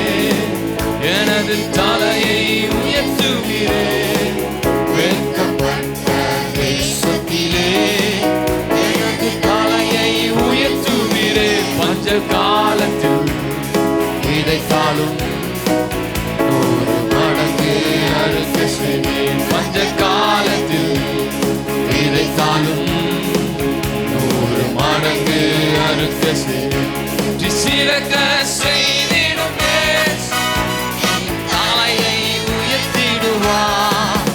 வெற்றி சிறக்க செய்திடும் இயேசு என் தலையை உயர்த்திடுவார். அவரை அறியும் அறிவின் வாசனை என்னை கொண்டு வெளிப்படுத்துவார். அவரை அறியும் அறிவின் வாசனை என்னை கொண்டு வெளிப்படுத்துவார். சத்துருக்கள் ஒரு பந்தி ஒன்றை ஆயத்தம் பண்ணும் தேவன் நீரே. சத்துருக்கள் ஒரு பந்தி ஒன்றை ஆயத்தம் பண்ணும் தேவன் நீரே. நான் ஜீவிக்கும் நாளெல்லாம் நன்மையும் கிருபையும் தொடர செய்வேன். நான் ஜீவிக்கும் நாளெல்லாம் நன்மையும் கிருபையும் தொடர செய்வேன். வெற்றி சிறக்க செய்திடும் இயேசு என் தலையை உயர்த்திடுவார். வெற்றி சிறக்க செய்திடும் இயேசு என் தலையை உயர்த்திடுவார். அவரை அறியும் அறிவின் வாசனையை என்னை கொண்டு வெளிப்படுத்துவார். அவரை அறியும் அறிவின் வாசனையை என்னை கொண்டு வெளிப்படுத்துவார். அக்கினி சூளையில் வீசப்பட்டு வெந்து போகாமல் காத்திடுவார். அக்கினி சூளையில் வீசப்பட்டு வெந்து போகாமல் காத்திடுவார். விடுவித்து நடக்க செய்திட சூளை நடுவே வந்திடுவார். என்னை விடுவித்து நடக்க செய்திட சூளை நடுவே வந்திடுவார். சிறக்க செய்திடும் இயேசு என் தலையை உயர்த்திடுவார். வெற்றி சிறக்க செய்திடும் இயேசு என் தலையை உயர்த்திடுவார். அவரை அறியும் அறிவின் வாசனையை என்னை கொண்டு வெளிப்படுத்துவார். அவரை அறியும் அறிவின் வாசனையை என்னை கொண்டு வெளிப்படுத்துவார். அவரை அறியும் அறிவின் வாசனையை என்னை கொண்டு வெளிப்படுத்துவார். கர்த்தர் மகிமை உண்டாகட்டும். ஆண்டவர் நல்லவர்.